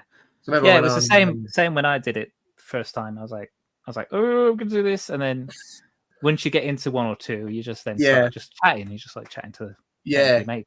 Yeah. and you do get concerned because I hate the sound of my own voice. Like the Brick Bods, they say I sound like Warwick Davis, which thank you, Brick Bods. For that one. But I also stutter as well occasionally. It's just starting. I sound like I can speak Morse code. Yeah. But I went on to Good Morning Brick World January last year, where I had this urge to crowbar all my New Year's resolutions in January and February, and then one of them was to appear on a live stream. And at that point, Good Morning Brick World is that an hour into the stream, he would then send a link which we all go on. Anybody who wants to just pop on. I did that, and I was so run down that day. I was unwell. I was in my pajamas, so I just went on. I thought, sod this, I'm just going to do it, and loved it. And we was just talking about GWPs, and I think Tech was on that stream as well, and that was a really scary experience. Yeah. Maybe I just didn't plan for it because I just got up and just went on stream for half an hour. Yeah, and it was like several months later. That's when I appeared on Family Bricks. Oh, okay. Yeah. Oh, cool. Yeah. And then now you've become a regular.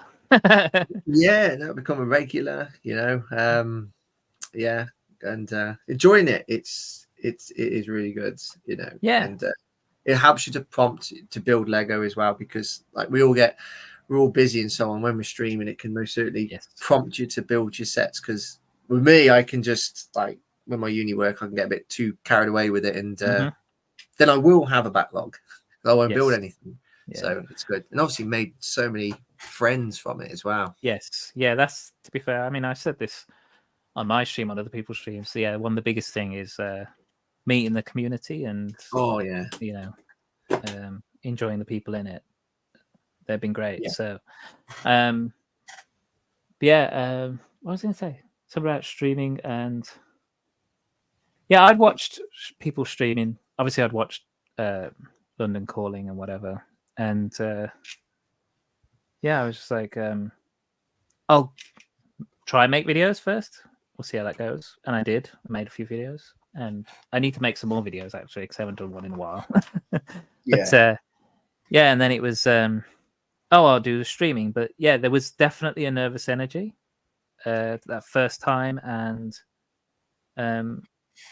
just wanting to kind of engage in the conversation with others, and that's why when Matt reached out and he was like, "Oh, come and if you want to like come on this stream, because you've done a stream or two now," which I literally had done like 2 streams, and he was like, "Hey, you've done streaming, come on mine." I'm like, okay, as a guest, and I was like, okay, did, and then he was like, "Hey, do you want to be a regular?" I was like, "Oh yeah, that'd be really cool." And yeah, the whole chatting with people online is the bit I really enjoy. Yeah, I think for me, what was also a turning point was not just Amber Lyre's encouragement, because I remember saying to her, it's great being in the chat. It's very good. But sometimes you want to voice what you're talking about. So if there's any interesting topics, sometimes I can find it a little bit tedious, like commenting in the chat. That's not to downgrade that experience, because I like being in the chat. You know, London Calling and other streams and so on. But you know, I like to talk and so on. You know, and there's loads of problems. There's probably about at least 100 people that engage in the comments that don't pop up on streams. This community is probably bigger than what we think it is. Oh yeah. It's most certainly not reached its full potential, because there's so many people that are not there, not showing themselves and so on. And you don't have to. I know there's some people that streaming tech is going not too bad. Yeah, you never know what might come out of his mouth. Oh yeah, we are flipping amazing in person on the PG malarkey. That's true. That is true. I'm looking forward to meeting. Looking forward to that on the 6th. So yeah. Yeah, we'll have to have a toast. We'll have to clink our fruit shoots together. Yeah. No, it's always a pleasure, especially when you're dressed as a starfish. Okay. Mark. Nice. Yeah. Yeah, meeting up with people is going to be great. Again, like, yeah. And I was thinking about it today. I was thinking, oh, I might actually stream from there. You know, Yeah, do a little wander around and stream directly from the show. So nice. might grab a couple of people out here in the chat now and just be like, "Hey, give me a quick interview. Come over here and say hello." So, yeah. But it is, yeah. It's just fun to like chat and just talk about stuff. Oh, and yeah. oh, that's what I was going to say. Yeah, when you're in the chat as well, one of the things I found is sometimes when I want to say something, I want to use the correct wording, and I will think about how I want to phrase something.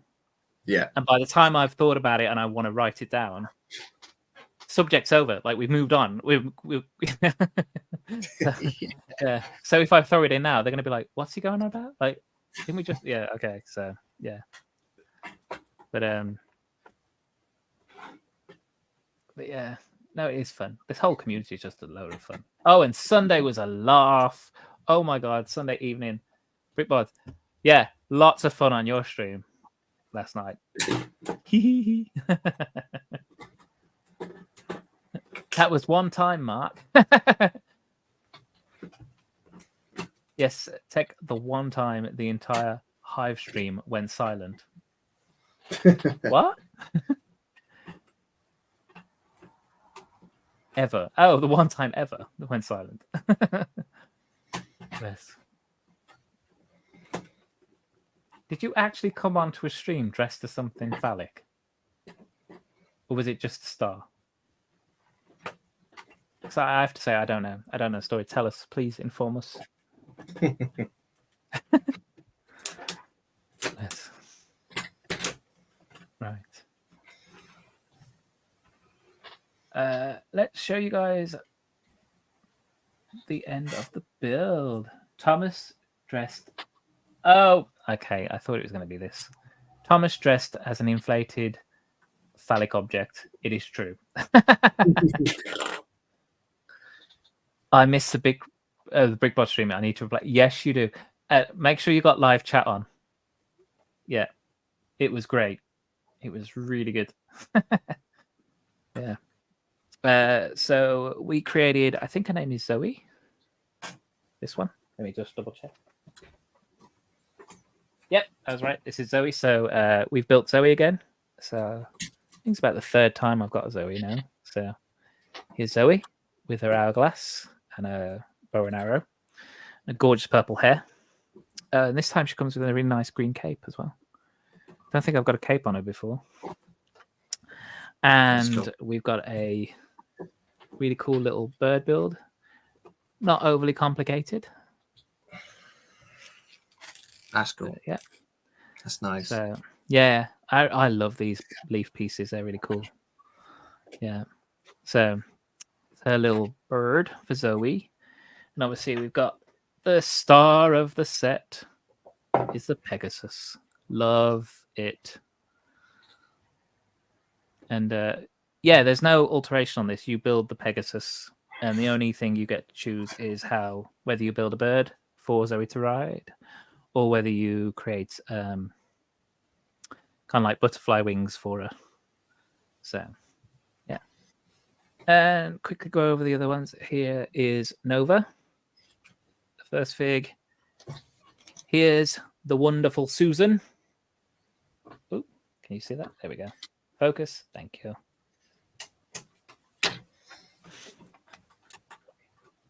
Here's the Nightmare King with his brilliant dual-molded sword. I'm Brit-linking that sword. I'm so Brit-linking that sword. Yeah. I said the one in the poly bag doesn't come with it. No, they have 4-pack.